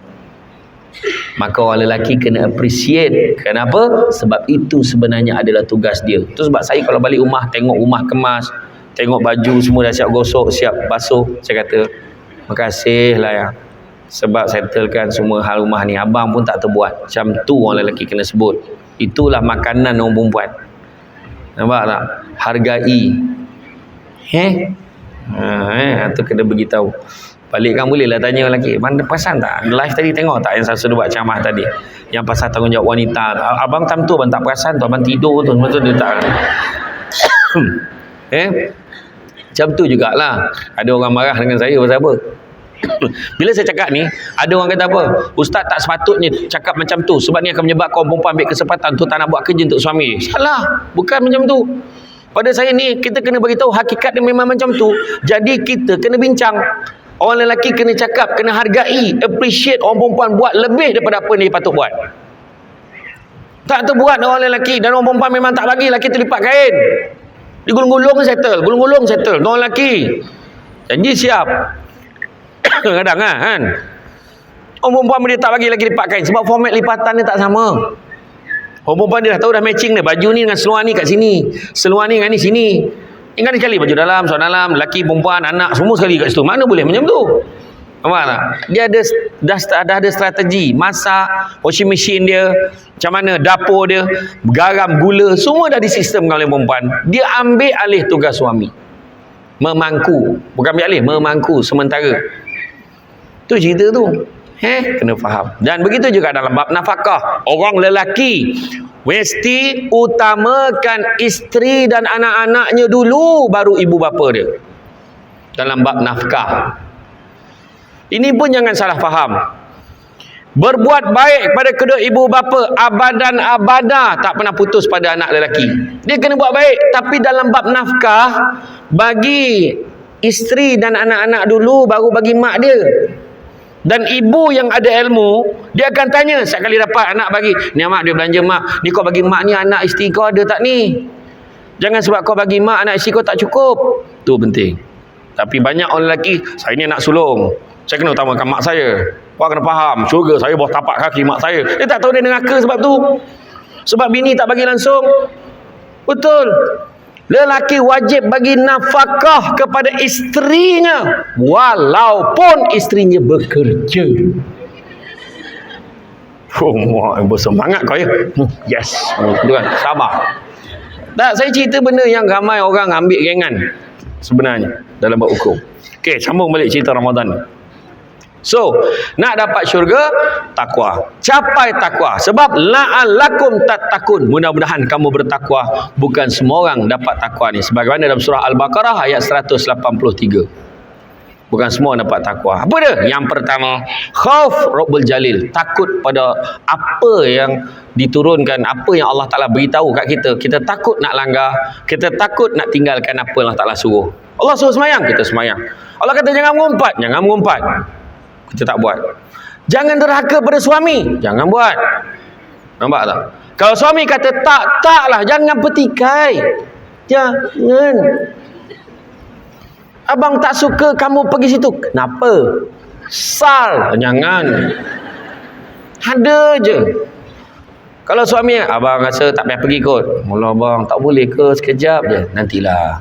Bukan abang tak bagi apa-apa. Sebab nantilah. Jangan pergi. Untuk kali ni jangan pergi. Nanti lain kali. Inilah. Ikut. Contoh satu lagi. Ibu kita sakit, orang perempuan. Mak ayah orang perempuan. Mak ayah kita sakit. Kita. Memang tak ada jalan. Ada lelaki kat atas kan. Ni semua perempuan. Mak ayah kita sakit. Suami kata, bang saya nak pergi jaga mak saya bang. Minta izin nak jaga mak saya. Suami kata, tak boleh. Aku tak bagi. Tak boleh ke bang saya nak jaga mak saya, kesian mak. Abang kata tak boleh, tak boleh lah. Kau faham tak? Yalah. Orang perempuan ikut cakap suaminya dapat pahala, suami itu berdosa. Faham? Faham Itu sebab orang lelaki janganlah melarang isteri untuk menunaikan hasratnya untuk menjaga kedua ibu bapa dia. Dia boleh larang. Kalau larang, isteri dapat pada menangis ambil. Tapi pahala untuk kita. Tapi suami berdosa kalau saja-saja tak bagi sebab dia menyampah, dia marah, dia tak suka. Kan? Dia tak boleh.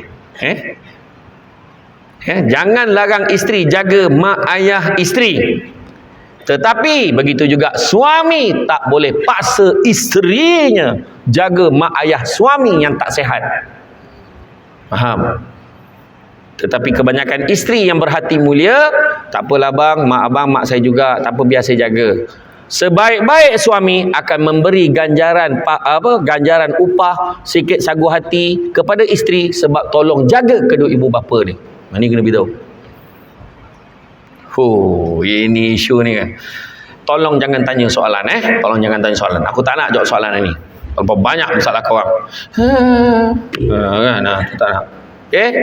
Ini kita beritahu tentang hukum lah. Kadang ada orang tak, ada orang dia sebenarnya mana, saya suami, awak dengar cakap saya, tapi bagilah reason apa sebab. Mungkin ada sebab yang memang kita pun tak boleh elak lah. Semua senang nak beritahu. Macam itu COVID kan, contoh. Janganlah, tak payah COVID ni, bukan abang tak bagi, nantilah. Setakat ni siapa jaga? Dekat hospital ada orang jaga, biarlah, bukan kau boleh masuk dalam pun sebenarnya. Contoh contoh. Okey. Jadi yang pertama, khauf Rabbul Jalil, takut dengan apa yang Allah Ta'ala larang tu kita takkan buat. Allah suruh tu kita buat, taat perintah suami, jaga solat, mengaji kan, mengaji kita buat. Kemudian yang kedua, a'malu bitanzil, beramal dengan apa diturunkan oleh Allah. Pagi orang perempuan, ya Allah, semulia-mulia perbuatan, sebaik-baiknya banyak pahala orang perempuan. Apa dia? Bangun sahur. Hebat orang perempuan. Bahagialah wanita yang bangun sahur. Kerana apa? Ibadah ni ada dua. Satu ibadah khusus, satu ibadah umum. Ibadah khusus apa dia? Ibadah khusus adalah contohnya solat. Solat subuh 2 rakaat. Minta maaf saya Datin Haslinda. Saya ni pengurusi bakat. So subuh saya tak sama dengan you all. Subuh saya 8 rakaat. Wah, pahal pula. Tak ada. Dia tetap sama. Sebab khusus. Khusus. Sama. 2 rakaat semua. Khusus. Puasa 30 hari. Dan kita terbit fajar sampai terbenam matahari. Masuk maghrib semua buka. Minta maaf, saya naik pengurusi bakat. Jadi saya tak sama dengan you all. Saya lepas 3 hari boleh buka. Dahsyat dia. Kan? Tak macam tu. Tetap sama. Khusus. Dia dah khususkan macam mana cara ibadah tu. Bayar zakat macam mana. Kemudian pergi, disebabkan kes COVID masih tinggi, jadi kita buat umrah kat Malaysia ni. Tak ada. Tetap kena pergi tanah suci. Betul? Jadi tu khusus. Tu semua kita faham.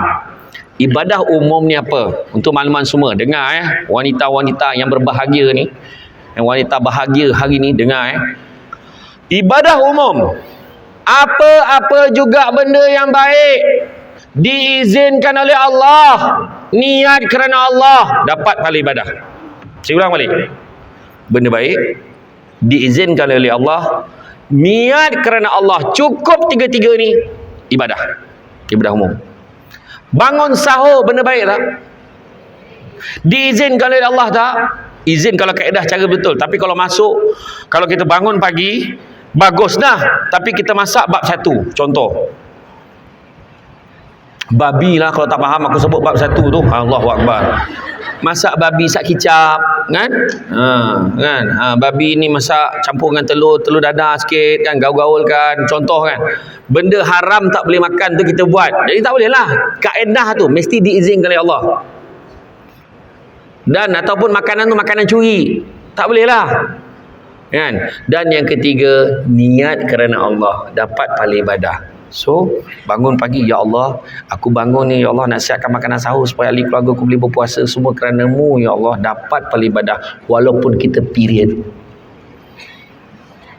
Saya period, saya tak boleh masak sebab ibadah ni. Tak boleh. Tak ada masalah. Faham tak? Tu sebab orang perempuan berpeluang dapat Lailatul Qadar. Tapi kalau kau bangun kau bengis-bengis, kau tak ada niatkan Allah, pang. Asyik aku je masak. Ada milik nak mampus agaknya. Bangun lelaki tu pahat marah. Kesian suami dalam bilik tu. Agak kawan tu. Masak dengan rela hati, kejut anak bangun nak sahur. Tengok. Isteri kejut anak sahur. Nampak? Tu ibadah ibadah umum. Kalaulah kita tak tinggal sahur dan kita kejut anak kita niatkan Allah, dan malam tu malam Al-Qadar. Allah Akbar. bahagia kita sebagai wanita. Setiap tahun dapat Lailatul Qadar. Lailatul Qadri khairum min alfi syahr. Satu malam tu yang lebih baik daripada 1000, bukan malam, 1000 bulan kau oi. Lebih baik pada 1000 bulan bersamaan dengan berapa tahun? 83.33333 tahun. Kita hidup pun belum tahu lagi sampai 80 tahun ke tak? Kalau tiap-tiap tahun, tahun lepas dah dapat, tahun ni dapat dah 80 kali lah berapa tahun yang kita dapat Lailatul Qadar. Tu yang kita nak kejar. Okey, faham? Sahur. Kita disunatkan melewatkan sahur. Melewat tu maksudnya ambil hujung sebelum subuh. Bukan pukul 7 pagi tu breakfast. Faham? Lebih kurang sekarang ni subuh dalam pukul 6, 7 minit, 6, 8 minit macam tu. So kita berhenti pada 5.57 tu. Kalau ikut sunnah, ikut waktu imsak 10 minit sebelum dah berhenti. Nabi berhenti pada waktu itu, kira-kira 10 ayat Quran sempat dibaca. Tapi kalau budak-budak tu baru belajar, tak apa, dia baru umur 6 tahun, 7 tahun. Nak kena ingat hebat kanak-kanak ni dalam mengajar latihan puasa ni. Saya nak beritahu semua, terutama pada ibu yang baru menghadapi keadaan anak pun nak belajar puasa. Ajar anak latihan puasa bermula daripada umur 7 tahun. Bermula. Kalau dia nak start 6 tahun boleh, tapi jangan paksa. Faham tak maksud saya? Dia puasa, lapar, haus, 2 jam, tak apa. Okey, mari buka. 2 jam je, tak apa. Esok cuba lebihkan 3 jam dek. Maaf, 3 jam. Bolehlah nak minum. Minum, bagi dia minum. Tahu? 7 tahun, 8 tahun. Cuba lagi. 10 tahun sepatutnya dah boleh puasa. Tapi kalau kanak-kanak tu dah berusia 40 tahun, kau tembak lah kalau macam tu, baru nak belajar puasa macam tu sangat kan. 2 jam tak tahan lah, bunuh lah tu, payah sangat. Ya. Tapi benda tu berlaku pada kes saudara baru yang mu'alaf, yang baru dah masuk Islam. Dia baru nak belajar, dia dapat 2 jam 3 jam, dia tak apa, dia baru belajar, tetapi dia tetap kena qada puasa dia. Faham tu? Jadi mana kata pada waktu ni kena jaga imsak. Ada satu soalan saya dengan Abang Samsul Rau di Bukit Aman. Ada seorang tu tanya, perempuan ni, kalau katalah saya kan baru kahwin, lepas tu kita orang bersama, tiba-tiba azan, macam mana Dia kata macam tu. Dia macam tu lah soalan dia. Abang Samsul Rau kata soalan tu biar dia jawab. Pula kau lagi lama kahwin pada aku, kau tanya aku pula kan. Jadi saya pun tanya, sebelum saya nak jawab, saya kena tanya, waktu azan tu sedang atau dah sudah? Kena tahu kan. Kalau dah sudahlah proses tu bersama tu, kemudian dia dekat tu baring kat katil, Allahu Akbar, bang dah subuh bang. Masuk dalam bilik air, ambil wuduk, mandi, kemudian mandi wajib, kemudian solat subuh dan puasalah seperti biasa. Habis tu sahur Ustaz, kau anggaplah tadi tu sahur kau. Itu payah sangat kan tanya. Lagi mau tanya sahur kan. Kena tahu lah bulan puasa ni lain nak kojo kau kan. Tapi kalaulah katalah proses tu sedang berlangsung, tiba-tiba azan, tak, benda ni kita gelak-gelak tapi mungkin berlaku. Tengah berlaku ni, tengah berusaha sangat dah ni, Allahu Akbar, berhenti cakap tu. Suami kita, dah yang azan, berhenti. Atau si abang tolak, abang azan, kan. Jangan pula suami itu, Allahu Akbar, sikit lagi, jangan. Kau kena bayar kang, jangan main-main, ganti puasa. Orang lelaki yang kena. Kenapa lelaki kena bukan perempuan? Sebab kalau lelaki tidak menghantar perkara itu, maka tidak sampai dia ke sana. Faham? Walaupun perempuan Laila, walaupun faham. Aku tak tahu macam mana aku nak gambarkan situasi itu. Kan? Tak nak bagi faham. Pada yang belum kahwin, berhati-hati saja. So Ustaz dah kahwin dah, Ustaz dah cerita dah. Okey, itu satu. Kemudian dalam bab ni kita ada orang cakap dengan kita. Dia cakap dengan bangga, aku memang berkecil dah biasa, aku puasa aku memang tak sahur, tapi aku okey je puasa. Dia bukan isu okey tak okey. Isunya Nabi suruh. Nabi kata makanan sahur adalah makanan yang barakah, jangan sekali-kali kalian tinggalkan. Dalam hadis yang lain, jangan sekali-kali kalian tinggalkan walaupun hanya seteguk air. Dalam hadis yang lain, jangan sekali-kali kalian tinggalkan walaupun hanya sebiji buah tamar. Dan hadis lain, jangan sekali-kali kalian tinggalkan kerana sesungguhnya Allah dan malaikat berselawat ke atas mereka yang bersahur. Itulah hebatnya sahur. So kena bangun, kita kena buat. Ya, kena sahur. Tu yang orang perempuan, dia set jam dia, lepas tu dia letak kat tepi bantal dia tu kan ada macam meja kecil tu, dia letakkan cawan, dia letakkan buah tamar, lepas tu cawan gigi palsu tu jauh sikit, letak macam tu kan, setakut tak salah capai. Kau minum-minum ingat air batu punya gigi kan, kena jaga. Jadi hati-hati, hati-hati. Jadi makna kata masuk je azan Allahu Akbar, Allahu Akbar. Okey dah, tak boleh makan dah, ya. Kalau anak kita baru belajar tu tak apalah. Allahu Akbar, cepat habiskan, cepat habiskan. Cepat. Tapi jangan lama sangat. Bila azan kata tengah kunyah, kita tak perasan. Allahu Akbar, habiskan makanan yang terakhir kat mulut tu cepat. Terus telan. Faham? Yang kau simpan sampai waktu pejabat. Yang terakhir tu kau simpan, kau kumam je. Pakai baju ke tudung sampai kat pejabat. Apa dia dalam mulut tu? Makanan pagi tadi. Standby. Buat bekalan tak boleh, Okay. Yang kedua, tadarus, mengaji Quran. Bahagia. Percaya cakap saya, tak ada siapa pun yang mengaji, yang join tadarus hati dia tak tenang. Ada. Salah satu ciri aman, tenang, bahagia, itulah ciri bahagia. Kan, mengaji Quran. Ada cakap minta maaf lah. Jarang aku bersin ceramah ni. Memang lama tak lap ni. Kan, contoh. Adalah yang sebenarnya hidung ni gatal lah tadi kan. Macam-macam perfume aku baru tadi. Boleh ambil gambar tadi. Kan. Jadi, makna kata kalau kita tengok, bila kita sampai mengaji ni ada cakap minta maaf lah akak tak dapat nak join grup tadarus ni. So tahu je lah kan.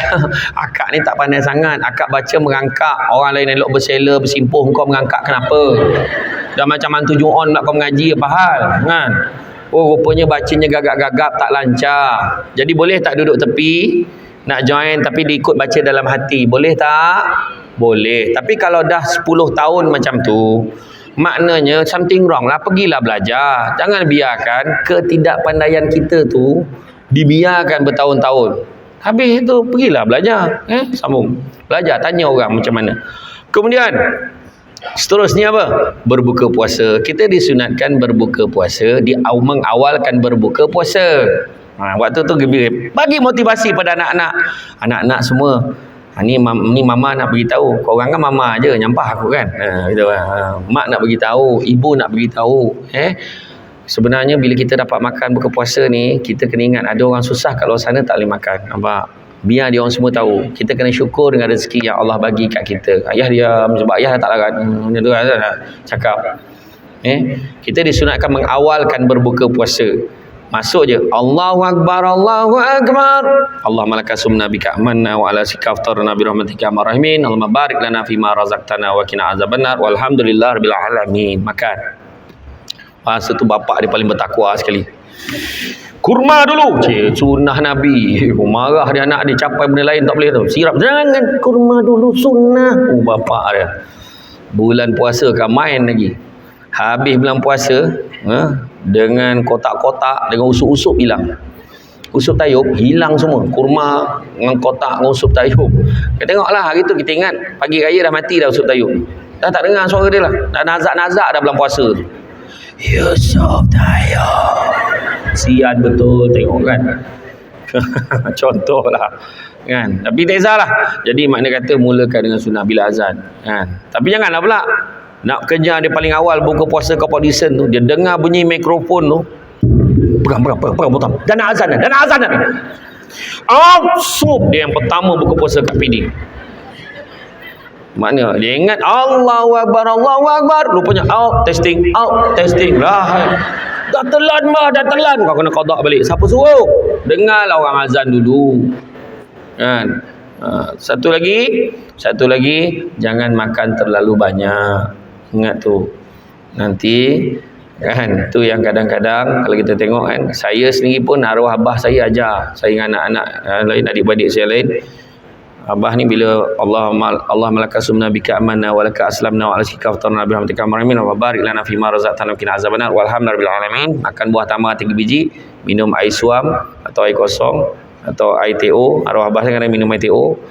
Lepas tu terus masuk dalam bilik solat maghrib. Pun tak baca ayat panjang-panjang, simple aja. Maghrib 3 rakaat, habis bagi salam, istighfar 3 kali, doa pun ringkas, walhamdulillahi alamin, baru pergi dapur balik makan yang berat. Makan berat pun kena makan cepat.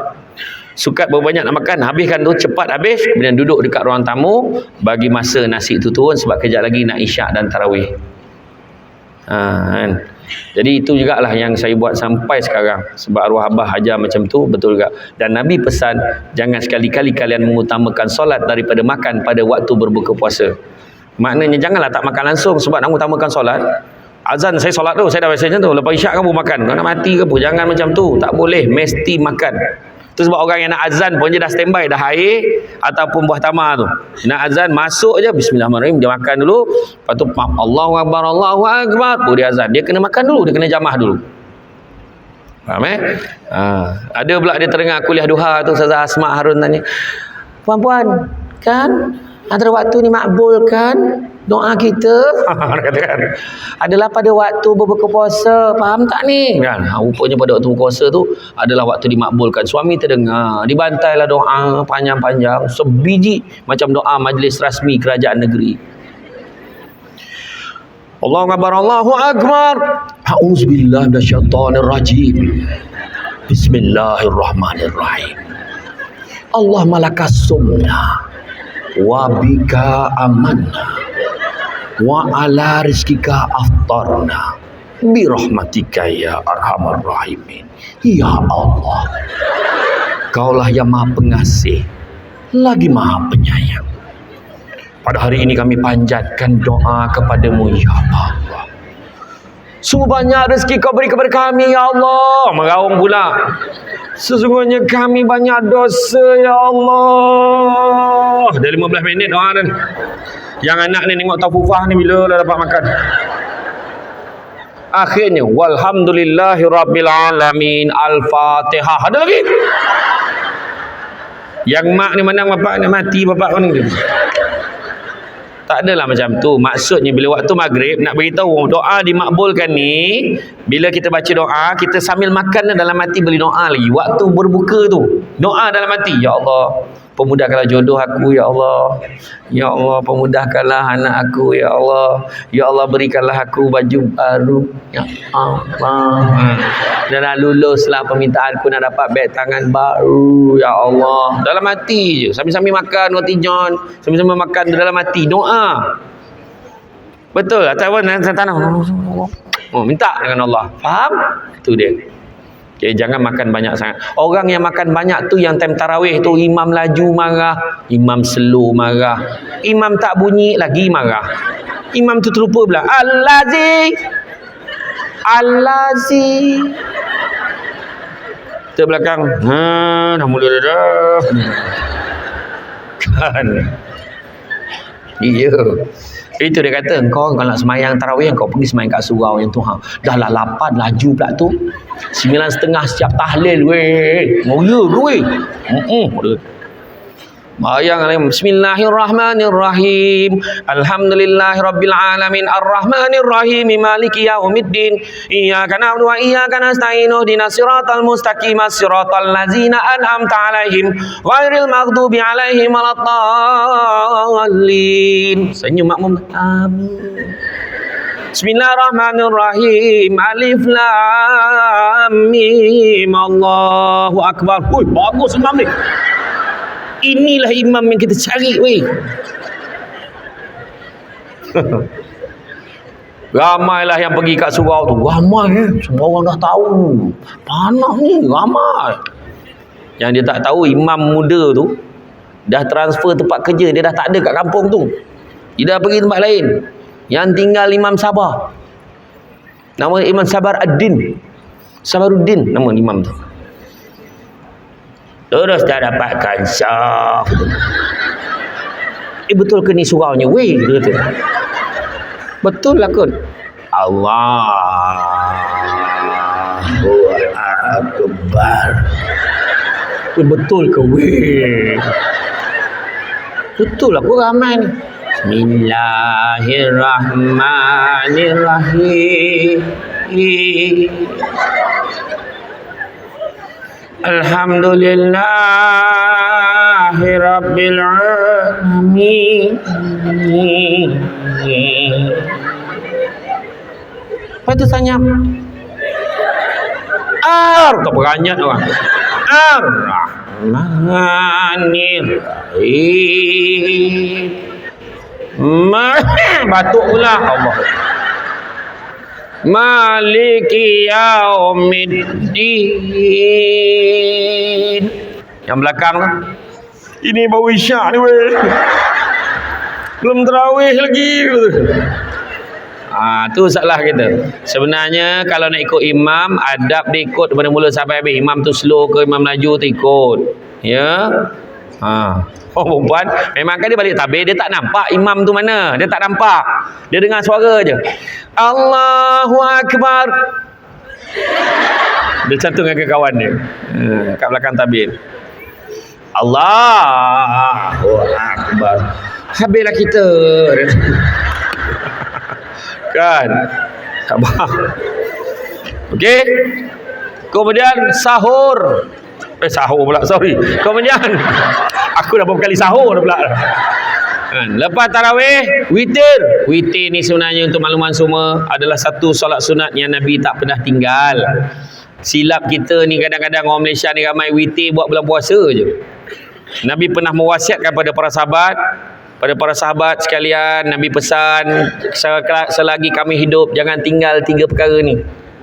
Pertama, jangan tinggal puasa sunat Yaumul Abid, puasa sunat hari putih, iaitu setiap 13, 14, 15 bulan Islam tu. Kedua, kecuali hari tasyrik.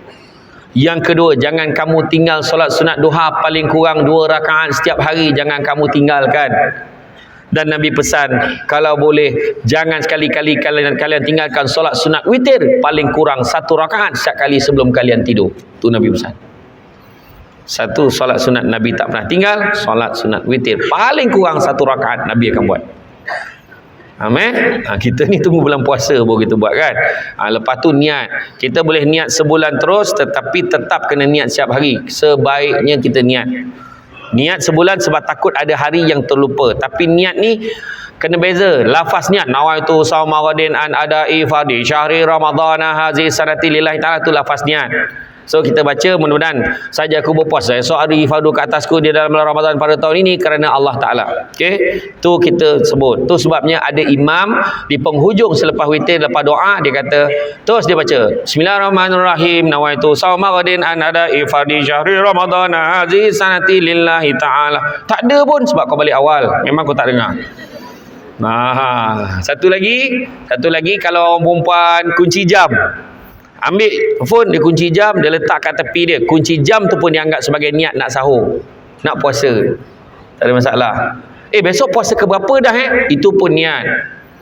Kan? Dia dah siap dah. Ni lauk-lauk ni dah standby dah. Ni besok pagi esok dah makan ni sahur. Itu pun niat puasa dah sebenarnya. Tanpa kita sedar. Ya? Okey. Seterusnya dalam bab yang kedua, amal bertanzil. Yang ketiga apa? Qanaah, berpada dengan yang sedikit, jangan membazir. Orang perempuan kena bantu, sebab kita sebagai tulang belakang dalam rumah, kita kena bantu ingatkan suami jangan membazir. Kalau terutamanya membeli. Kalau kita pesan, bang kalau abang nak beli, abang beli kuih sikit je atau abang beli buah, sebab saya masak hari ni, abang jangan risau abang balik insya-Allah kita tak nak membazir ni bang. Sebab apa gunanya kita puasa, bukan main kita menahan lapar dan dahaga, kita cuba, tetapi masalahnya kita mengurangkan pahala puasa bila kita membazir pada waktu berbuka. Tu kita kena pesan. Baru boleh bahagia dunia akhirat. Ya? Kena jaga, jangan membazir. Kalau nak sedekah mesti sebelum berbuka. Beli banyak sebab nak sedekah mesti sebelum berbuka. Kalau selepas berbuka baru sedekah, namanya pelupusan sisa pepejal. Faham? Kau bagi kat orang mana yang kau tak habis. Jangan macam tu. Tapi kalau bagi dekat masjid, dekat surau, makanan yang elok lagi, sebab dia kan lepas tarawih tu dia orang ada minum dan makan, tak apalah. Tapi sebaik-baik sedekah makan sebelum berbuka puasa. Dan kemudian yang dalam bab qanaah, kita berpada dengan sedikit, tetapi ada satu perkara yang kena lebih. Apa dia? Sedekah. Sedekah kena lebih. Bagi sumbangan dekat orang. Tu sebabnya saya ajar, Macam bakat ni dia boleh buat apa tau, 10 malam terakhir Datin susun grup, pecahkan grup 5, 10 orang macam mana. Okay, malam ni semua pergi rumah Datin Haslinda contohlah kan, yang grup 10 orang tadilah dah pecah-pecah dah ni, kita pun dekat rumah Datin Haslinda ni dia dah kumpul, grup dia dah kumpul duit RM5, RM10, RM20, kumpul dapatlah berapa, belilah beras, belilah mihun, beli mi, beli telur, beli minyak, beli garam, beli gula semua. Lepas tu malam, okey malam ni kita nak masak apa guys? Lepas tarawih tu kumpul rumah Datin Haslinda, dia pun masak. Masak nasi goreng kampung. Packing zrap dapat 30 bekas. Hantar dekat balai polis malam tu. Malam esok tu pergi pula dekat rumah Datin Fazlina, masak mihun goreng jantan. Sebab ada telur. Packing dapat 30, hantar pula rumah anak yatim untuk dia orang sahur. Malam ketiga ni 10 malam terakhir ni.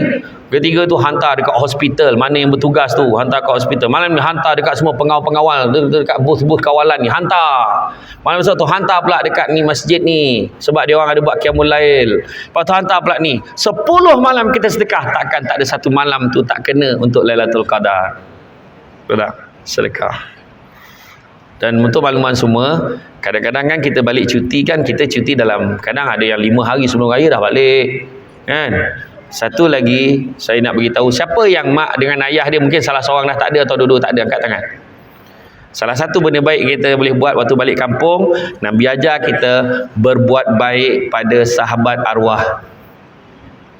Bagi bekal makan, bagi beras, tepung, hantar kat rumah dia, bagi duit kat dia. Tu antara benda buat saya setiap tahun, insya-Allah. Saya memang setiap tahun insya-Allah saya memang buat. Alhamdulillah sebelum ni saya buat.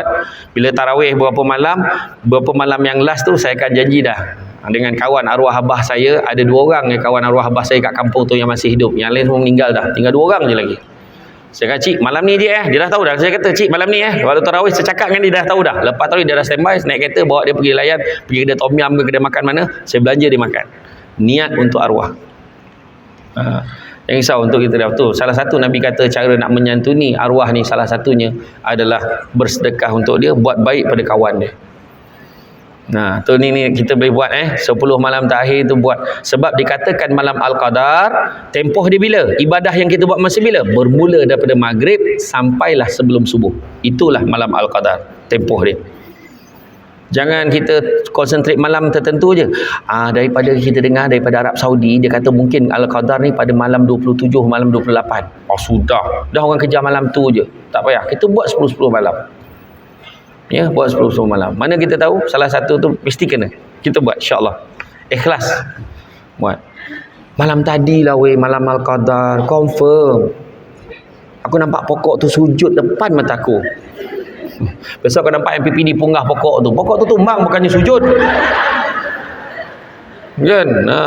Agak-agak lah kan. Orang kalau dapat ni, tu kan cakap, orang yang Allah Ta'ala berikan dia, hilangkan hijab dia dan dia boleh nampak benda-benda ni, biasanya dia tak akan beritahu kat orang lain.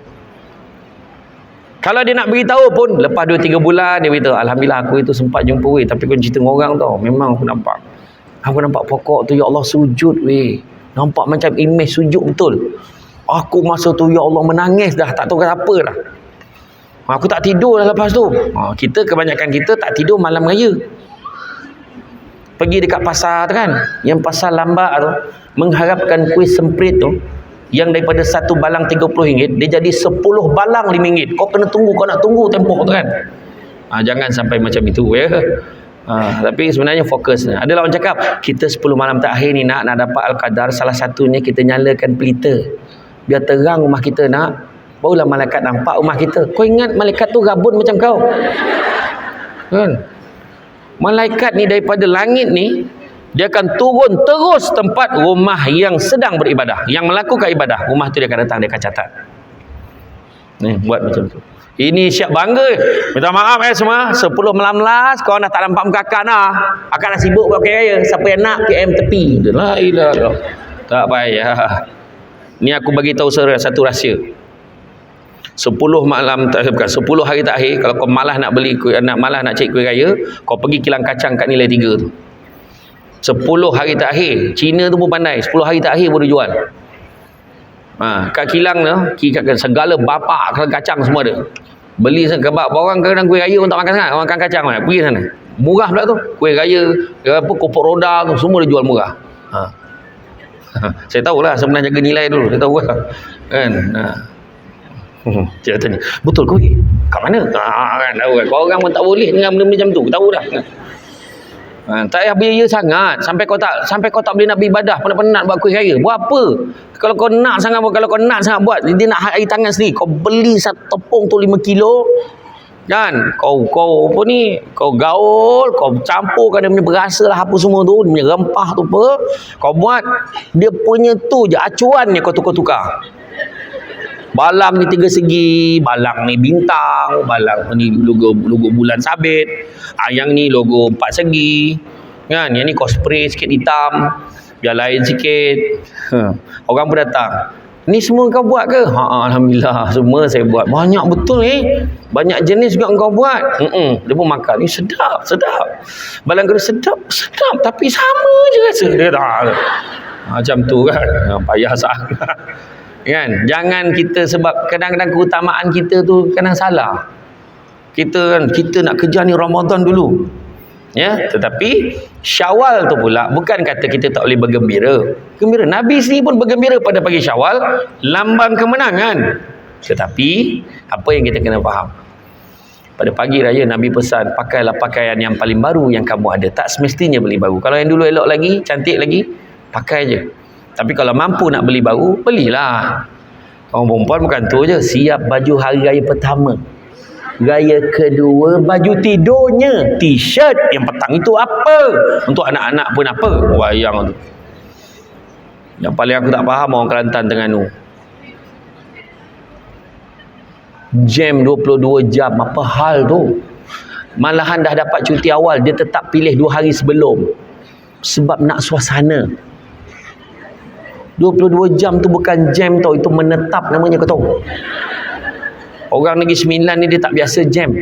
15 minit tu pun dah teruk sangat tu. Ya Allah, jam teruk betul tadi. Orang Negeri Sembilan dia tak biasa. Kan? Tak apalah, tu memang tradisi kan. Dia seronok, tak apalah. Tapi itu dia, kegembiraan. Gembira. Dan sedekah pada bulan Ramadan ada lebih afdal. Lepas tu zakat jangan lupa.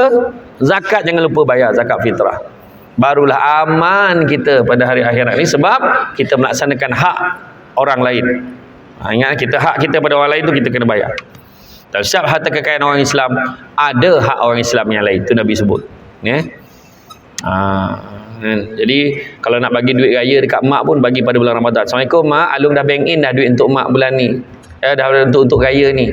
Cepatnya kau bagi. Bulan puasa mak kan besar pahala dia. Ustaz Samsul Bak dia cakap itu.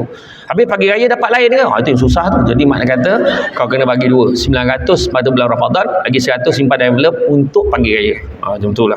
Jadi kejarlah malam Al-Qadar, mudah-mudahan kita berjaya, dan dengan dapatnya Al-Qadar mudah-mudahan kita jadi wanita yang berbahagia di dunia dan di akhirat. Jadi saya faham makan signal-signal yang diberikan itu. Cara pandangnya, cara tenungannya, maknanya masa dah cukup untuk saya. Kan? Biasanya ni buat-buat dengar jam kan? Macam tu kan? Jadi macam itulah. Jadi tuan dan puan sekalian, tu saya kata tak payah tanyalah, dah habis banyak masa saya ambil, dan sampai pukul 12 sepatutnya sampai pukul 11.30 je kan tadi kan? Sampai pukul 12. Okeylah. Jadi tuan-tuan dan puan sekalian, bab kata orang sepandai-pandai tupai melompat akhirnya jatuh ke tanah jua, walaupun perkongsian sudah tamat, mudah-mudahan meresap ke dalam jiwa. Budak-budak membawa galah nak menjolok buah berangan, kalau ada silap dan salah dikata tidak, dicaci jangan. Tenang-tenang air di laut, sampan kelok mudik ke Tanjung, hati terkenang mulut menyebut jasa baik pihak bakat menjemput hari ini, rasa nak jujur.